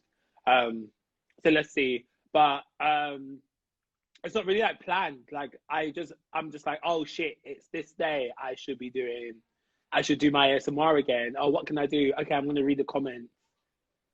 And what am I going to do next? I might read like a page of a book. But I don't even do all of that. I do all this dumb shit. I'm like,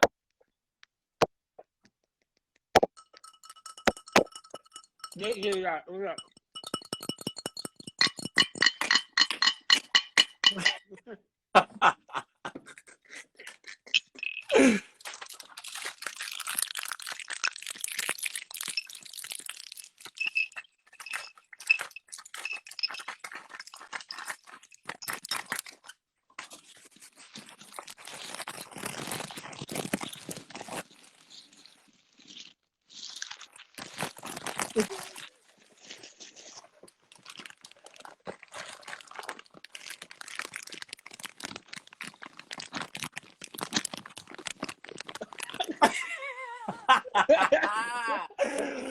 Oh my god! Listen, it's been lovely speaking to you for 2.5 hours, bitch, and I don't even feel like we've even finished. We haven't even finished. So what I'm gonna say is we're 100% gonna do like a part 2 to this. Yeah. I've got 2.5 hours of editing to do tonight. Oh, I hear you. Because I've got to put it on the YouTube. I've got to put it onto the podcast for SoundCloud. So whoever hasn't watched this will be able to watch it on another format. But yeah, like, we've got shit to talk about. Yeah. We do. So we're gonna do it. You Maybe better what leave I'll the do is we ASMR can bit round in. up. Maybe Oh we my can god, round up. can you chop this and like put the ASMR bit together? And I'm gonna do ASMR featuring Mark-Ashley Dupé. All right, so I'll send you that little bit. But Yeah, send me that so I'll bit. stitch it all together. I've released my version of it, but I'll send you the footage as well. Yeah, just send me that little bit of like the ASMR, and I can put that up on Saturday for like our ASMR. Okay, cool. Quickly before we go, can you show me what Luke's been cooking, please? Oh, let me take this off the charge. Look, we're gonna do a cooking. Tell the people, what have you been cooking? Well, it's ready. Is What's this? it ready? Let me see. Oh, They kind of made it up. what is that? Paella? What is that? So now he kind of just a little bit, made it a bit maybe like a little thick sauce. There's chicken in there. There's Oh, peppers in there. is there any like There's rice? or anything chorizo to in go with there. it? Yeah, there's rice on the side. There's pork in there. Yeah, because I asked for my rice to be on the side.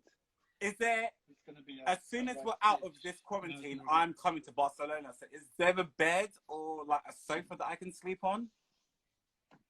You know what? Unfortunately, there is. This is my humble abode.